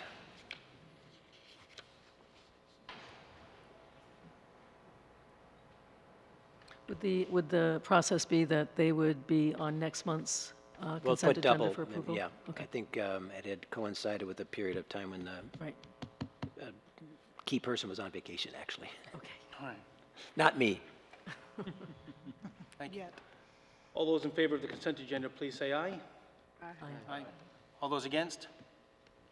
Consent agenda passes. Next up is the Curriculum Committee report. Commissioner Dotson. Thank you, Chairman Porter. We continue to move along in Curriculum Committee. I've been pleased with the dynamic there. Stephanie Phillips and Dylan McNamara attend each meeting. We have a discussion prior, putting together the agenda for the meeting, and our core goal continues to be to look at what's happening basically or in a priority way in the primary grades as it relates to the committee's stated goal of trying to ensure that all students are reading at a proficiency level by the third grade. So that informs the data we look at, the presentations we have, and we continue to pace with that this evening with a discussion of summer school. There were some questions about the approach to summer school in the middle and high school. The elementary grades have more targeted programs, meaning that students who have been identified as particularly benefiting in terms of their skill level, and there's outreach and efforts to, in a more focused way, attack that challenge.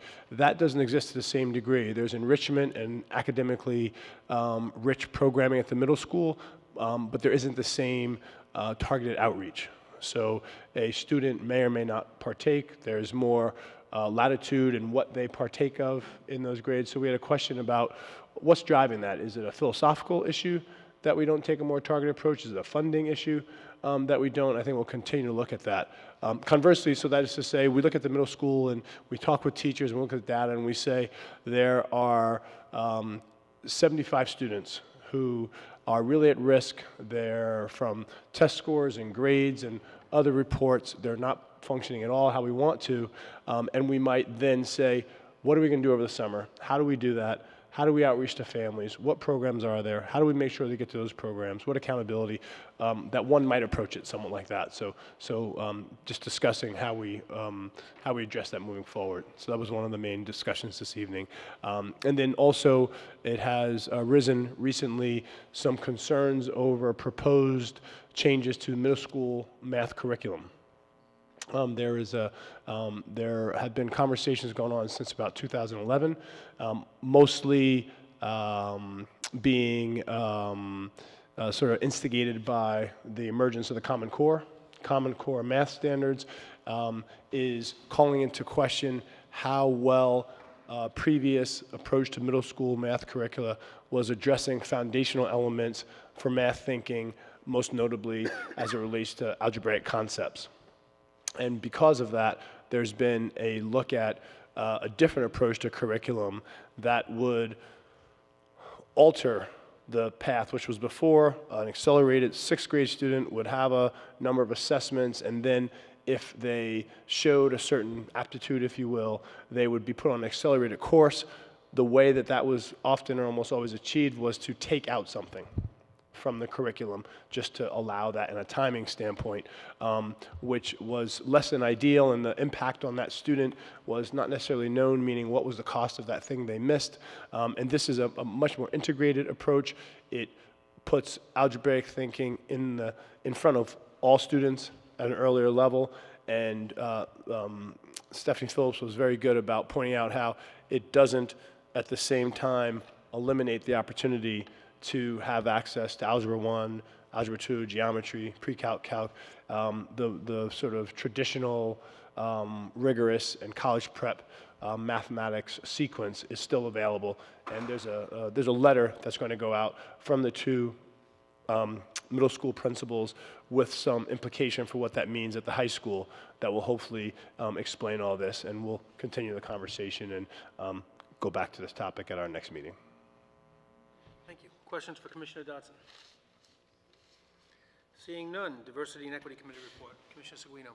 Thank you, Chair Porter. I'm going to take a few minutes to go in depth, given that the minutes were not posted, and I think it's partly because our meeting is held just before this one, and there's a short window of opportunity to review the minutes and get them posted, so I appreciate the time constraint. So we, first of all, want to thank the staff of the Diversity and Equity Office that have staffed our committee, and we spent the last meeting reviewing the superintendent's goals for diversity and equity, which were closely aligned with those of our committee. And they included, I'm just going to briefly review, a review and revision of the K through 12 discipline procedures to really kind of modernize what we do, taking into consideration what the scientific community has learned in recent years about the adolescent brain, about trauma, and simply new approaches to addressing disciplines such as restorative justice. The superintendent committed to giving the Diversity and Equity Committee a monthly update on discipline disparities, which has been a focus of this committee for the last year, and to extending and to leveling up PBIS implementation in the elementary schools, and to make demonstrable process on affirmative hiring. So we got a report from the superintendent on this, as well as the diversity and equity staff. And I want to just make a few comments about that report and sort of the progress we've made in the last year. First of all, we now are getting monthly data on discipline disparities. I hope that's not me. So sorry.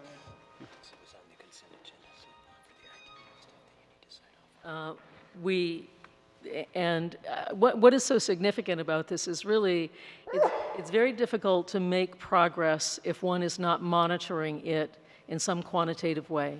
And so the fact that the district has been able to put together a format for discipline disparity data has really been significant. We've worked closely with the superintendent to do that. It's been an opportunity for the district to look into the quality of the data and the consistency of the data and so forth. And as part of that, the district has committed to ending out-of-school suspensions, except in some of the most egregious cases, and developing an alternative out-of-school suspension program, which includes working with the Boys and Girls Club so that kids who can't be in school for some reason for a period of time continue to get educational services. I think this is such a significant step forward for us, and I think the entire committee really applauds the district on making significant progress on that this year. So this was, we understood it from the superintendent, was a pilot this year, and the district is continuing to review the codes of conduct to achieve consistency across schools, to develop guidelines that are consistent, and they really are about, rather than punishment and exclusion, are about helping kids regulate their behavior. So I think it's been a really significant year in that regard. The discipline data do show significant disparities by socioeconomic status, by disability, and by race.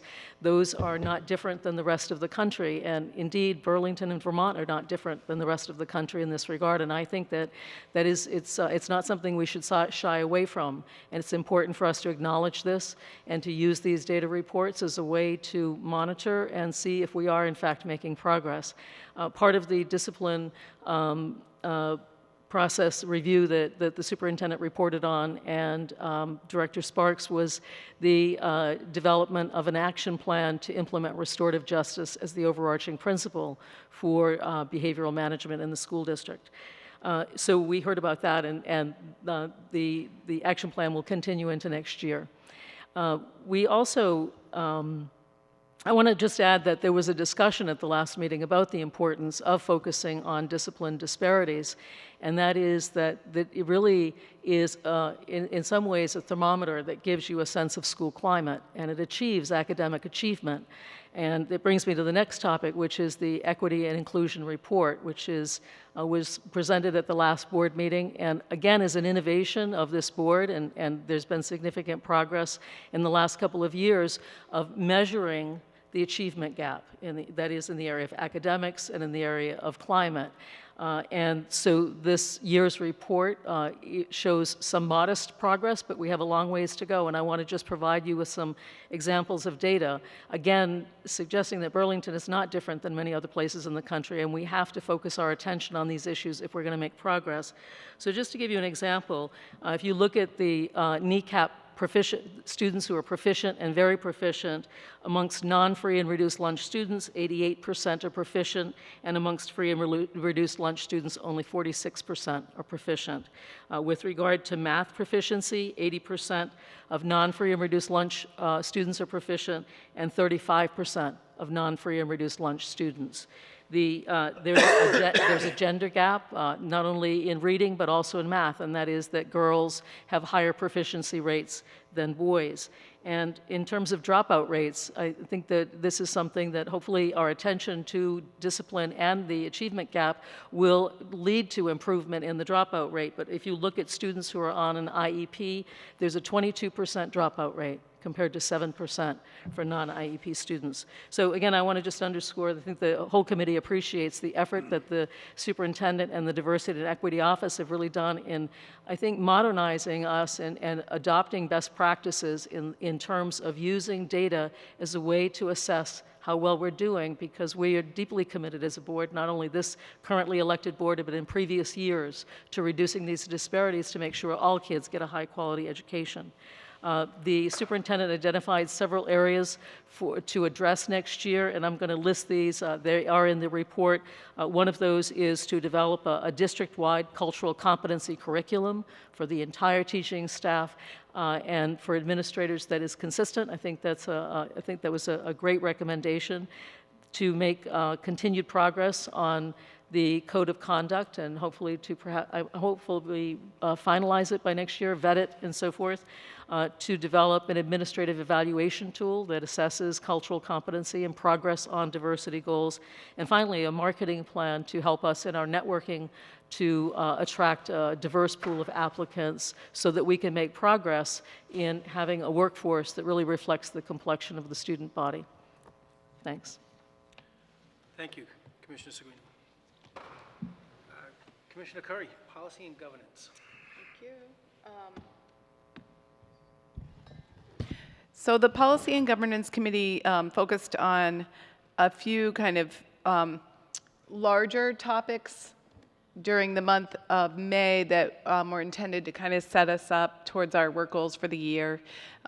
We had some administrative business in that there was the state revamped the standard bullying harassment policy, and so our attorney is reviewing that recommendation by the state, and will bring it back to us. And then we talked about, we were asked to kind of be the home for the superintendent evaluation process. So we are researching different superintendent evaluation models.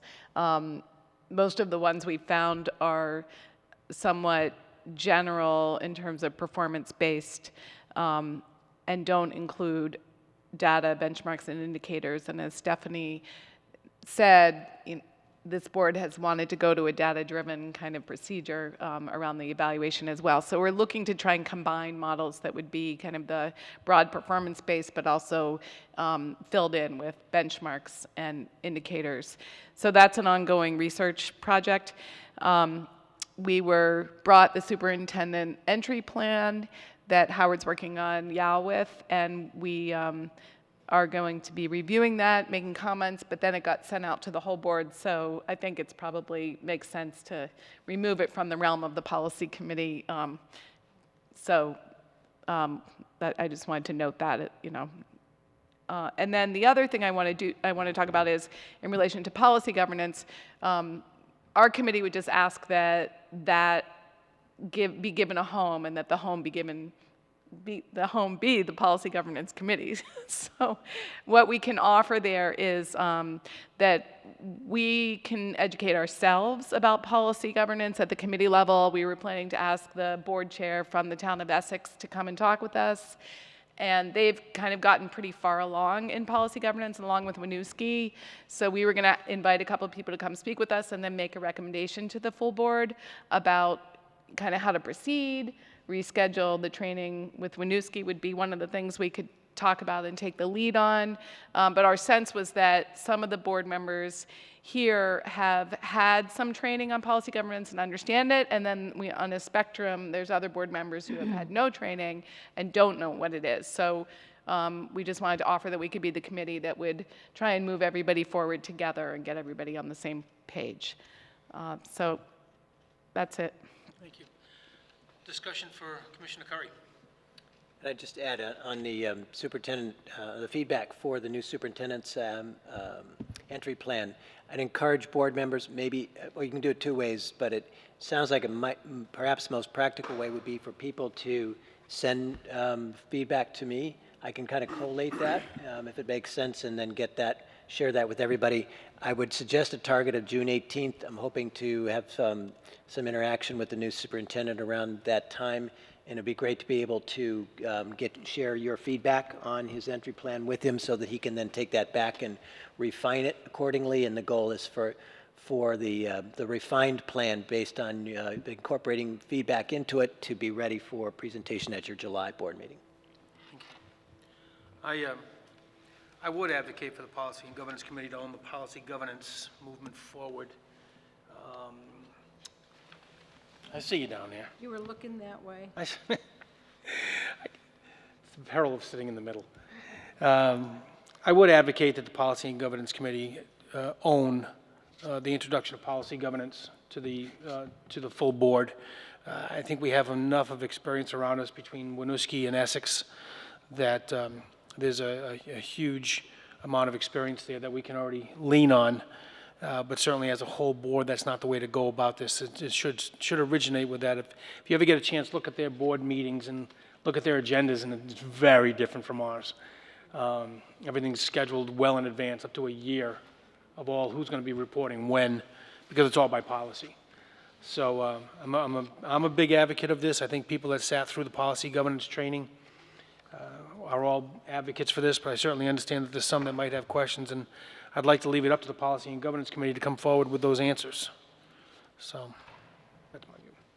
Any other questions please, Commissioner Dodson? Yeah, I was going to Mark, thank you, and thank you very much, Liz. I think that all makes sense. It strikes me, this is sort of a question to the group, that what might be helpful to us is, if it's possible, in the form of a speaker, to have someone who has a strong policy governance background, but also someone who has maybe some of our context and could talk to us a little bit about how they think this particular formerly 14, now 12 member with a funky background might think about that. Because although we have Essex and Winooski, there are so many differences. I mean, 5 people versus, I don't know Essex's numbers, but I think the devil's going to be in the details for us thinking about what's it mean for us and this background, this politics, and any just insights. You know, it's all grist for the mill. We've got to make our own decision, but someone with some experience and wisdom who could say, faced with what I understand of Burlington, I might think about this and that and the other, and we could have a dialogue.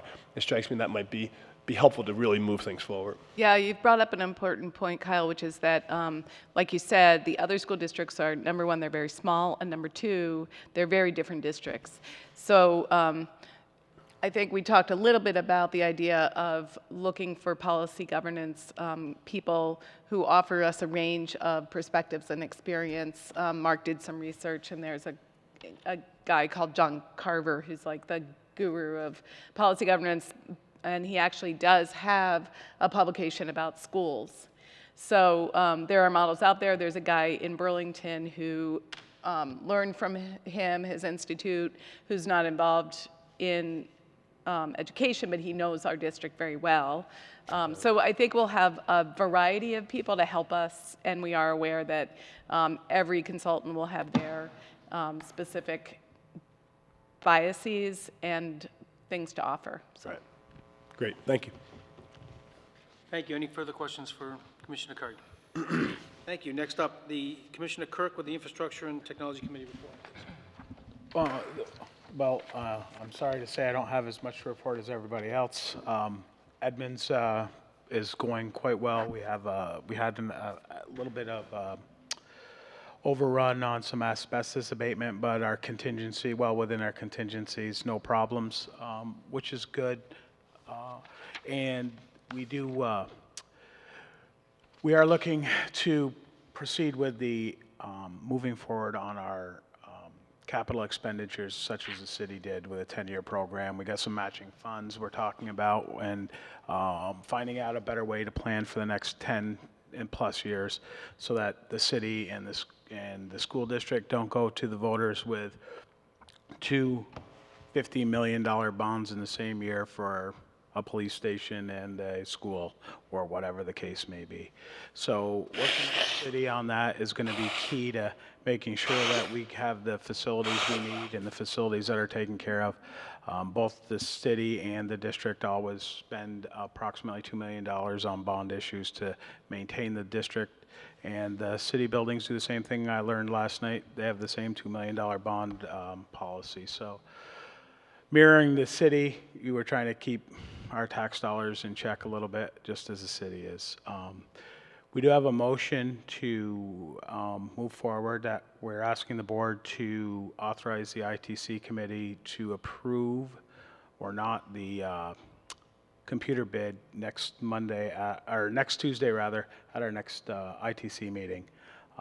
So my motion is to authorize the ITC committee to approve the computer bid at our next meeting. Do I have a second? Second. Commissioner Seguino? Discussion. Oh, you have anything to say, add to it? If the board would like a little background, I'd be happy to provide it. I didn't hear that. Said if you'd like that. Acknowledge that I would like to know what that means. She would like a little. Yes.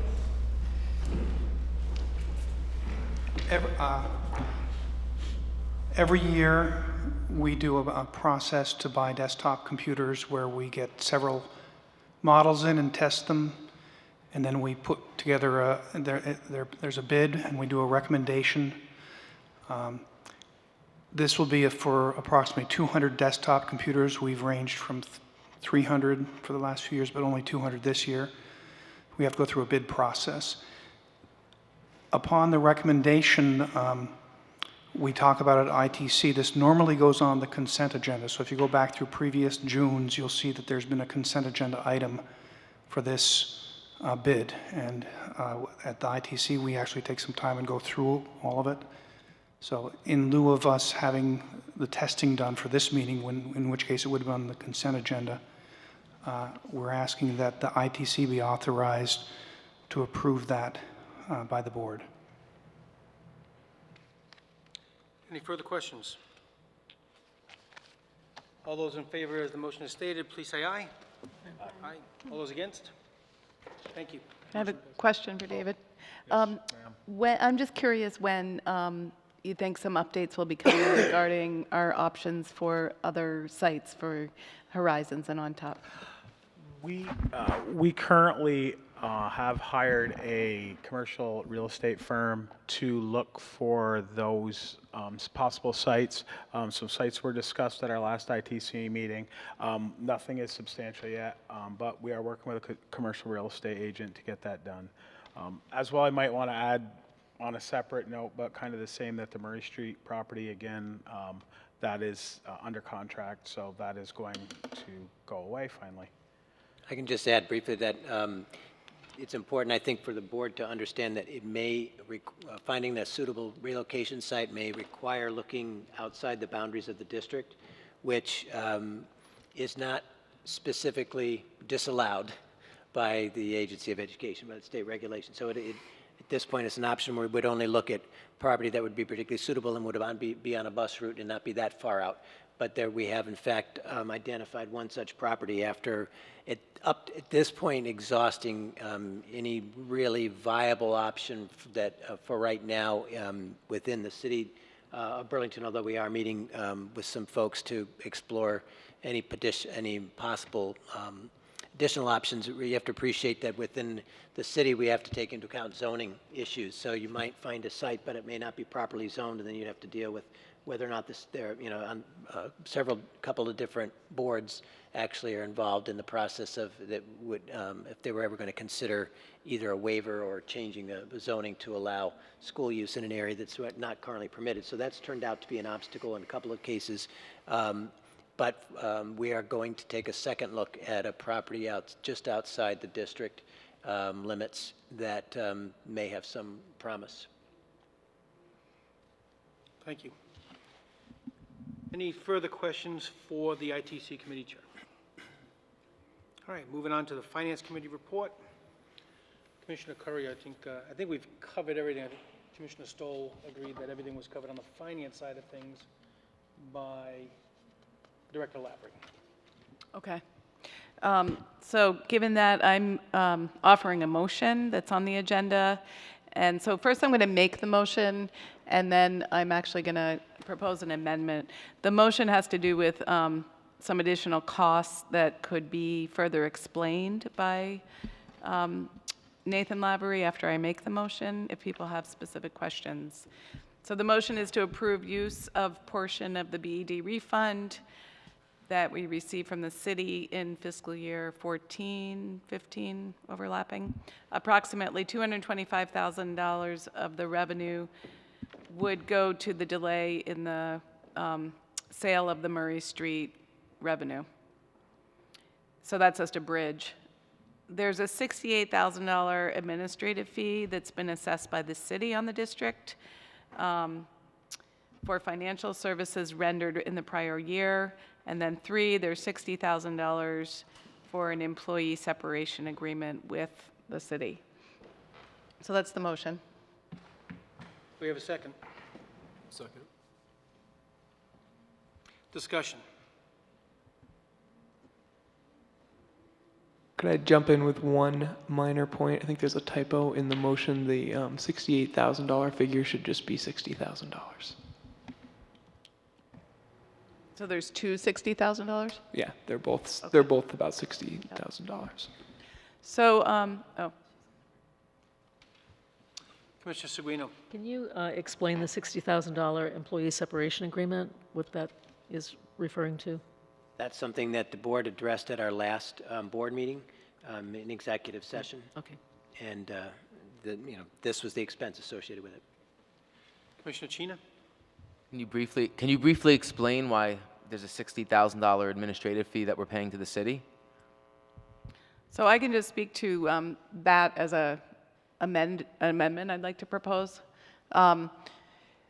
When I joined the board in 2013, there was a conversation with the city about administrative services that I believe the city is charging to every department.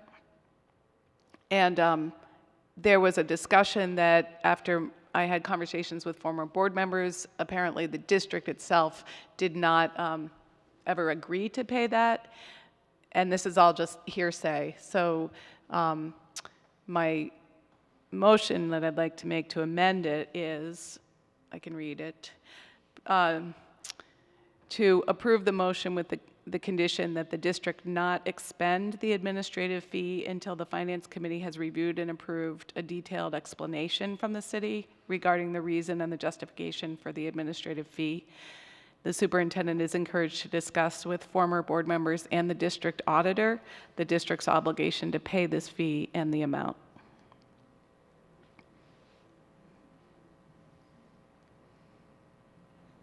Does someone have to second the amendment? I'm trying to think of the protocol on this Okay. one. I got to think for a second. So we had a motion that didn't go to vote, and we're doing an amendment prior to the vote? Or do we vote, or do we do? If there's, no, you vote on the amendment, and then it becomes part of the motion. So the amendment needs to be seconded, which, well, actually, did you second it? I'll second, yes. Hey, hold on 1 second. Can you clarify what the amendment was versus what comment, like, is the superintendent is encouraged to discuss, et cetera, a piece of the amendment, or was that an editorial comment about the amendment? No, that was part of the motion.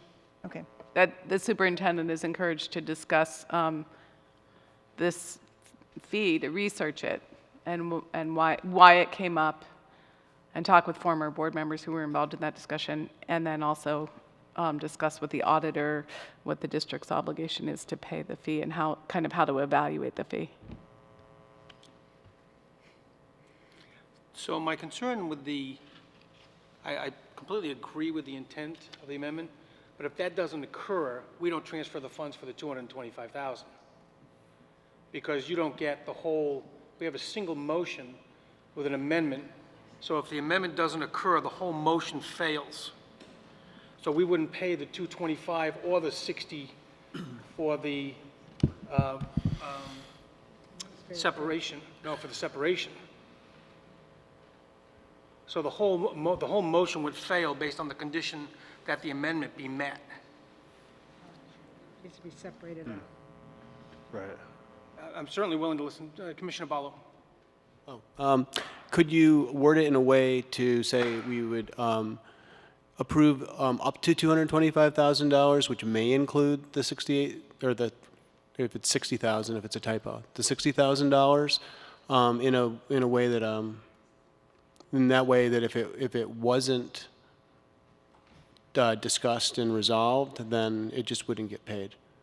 So, please, Commissioner Curry. so the idea is we vote on the amendment, and then if the amendment fails, we go back and vote on the original motion. That's my understanding. But the other thing I just want to point out is that there's 3 financial pieces to this motion. One is $225,000. A second is $60,000, and a third is $60,000. So there's actually $385,000 of funding there. So the goal is to just condition the administrative fee, but if you want to break it out, that's fine. Commissioner Larry, I mean, Director Lavery, you've spent many times in the legislature. Just put that hat on for a second and give me an idea as to how best to do that. The amendment's respected, Right. but it doesn't put the others at risk. The other two that it's not addressing at risk. First thing I'll say is that the legislature operates under a different set of rules, Mason's Manual, as opposed to Robert's Rules. But having said that, I think that Commissioner Curry is correct that in moving to amend a motion, the body can vote yea or nay on the amendment, and then whether the amendment passes or not, you then vote on the underlying motion either as amended, or if the amendment doesn't pass, you vote on the motion in its original state. And I understand that, but if the amendment passes, and that has is satisfaction of the amendment a prerequisite to the parent motion in itself? I think we'd need to just hear the amendment again, because it certainly could be amended in a manner that would allow us to go forth with item 1 and 3. Is that right? 3, and conditionally move ahead with item 2. If the motion to amend fails, then you just go back to the original motion. That's all. So after we've So we vote on this So the amendment. motion would, so it's, I'm just want to make sure I'm not picking on the words here. Right, if we approve the amendment and that is not satisfied, Right, then only the amendment fails. fails. Right. And the parent 3 items would still be active. Right. Just want to make sure we're good with that. Anybody see differently? Well, no, because then we'd have a chance to vote on the original motion if the amendment fails. Right. So the vote on the floor right now is an amended motion. That's the vote on the floor. If that fails, you just go back to the original motion. Okay. Yeah, you guys better. All those in favor of the amendment, please say aye. Aye. Aye. Any against? The amendment passes. So now you'd vote on the amended motion. Thank you. Which we had a first and a second on already by Commissioner Curry and Commissioner Barlow. And we were in the middle of discussion when it was amended. So any further discussion on the original motion? I have one question, please. Commissioner Curry. So, Nate, this money, this is kind of, as we were talking about, if we don't, David, it's hard to hear you. if we don't move this, this $225,000 from the sale of the Murray House, then we have to wait 2 years for it. Is that kind of the process? Is that what that is about? No, for clarity, really what this motion is trying to acknowledge are a few items that have a few different forms. So in the case of the $225,000, really what we're talking about there is budgeted revenue in the current fiscal year that we now know is not going to materialize because we will not have the sale completed by the end of the fiscal year. So that's a situation where, absent anything else, we would potentially be in a situation where we'd have a $225,000 deficit. So that first part of the motion is acknowledging, saying, we're not going to have this revenue, and so we're kind of going forward in a transparent way, saying we would expect that we would need a share of that unbudgeted revenue, the BED revenue, that would effectively just cover the fact that we're not getting the 225. The fact that we budgeted for that sale to happen this year and get Right. that money this year. That's all. It's just, That's all the first part is. The second two are specific expenditures that were not included in the current year's budget. And because we have the revenue in the form of the BED money, we believe we can use that to pay for those expenses. And we have to pay for them. With the caveat that that's recently been discussed, but particularly for item 3, we have to pay it. So again, we're just trying to be transparent enough and show that whereas we've been talking about having this pile of revenue from BED and hoping to preserve as much of that as we can, but the reality is we're facing these 3 pressures that were not budgeted, and so we're just trying to have kind of an affirmation of the fact that some of that revenue will probably go toward these things. thank you, Nate. Any further discussion from anyone? Commissioner Barlow. I just have a question about the amended motion. Does it obligate us to pay the $60,000 for item number 2? Or does it allow us to, if we decide or we find through research that it's not, we don't need to pay it, does it allow us not to pay it, but pay the items 1 and 3? That makes sense? I would just want to hear it again, but I'll defer to Commissioner Curry on that. It requires Finance Committee review and approval before it's expended. Okay. Any further discussion on the original motion? We have a first, we have a second. All those in favor of the original motion, please say aye. Aye. Those against? Thank you, motion passes. But point of clarification, we just approved the amended motion, not the We original had already motion. approved the amended. Yeah, but you just said all those in favor of the original motion. We just voted in favor of the amended motion. I'm sorry. Right. That's fine.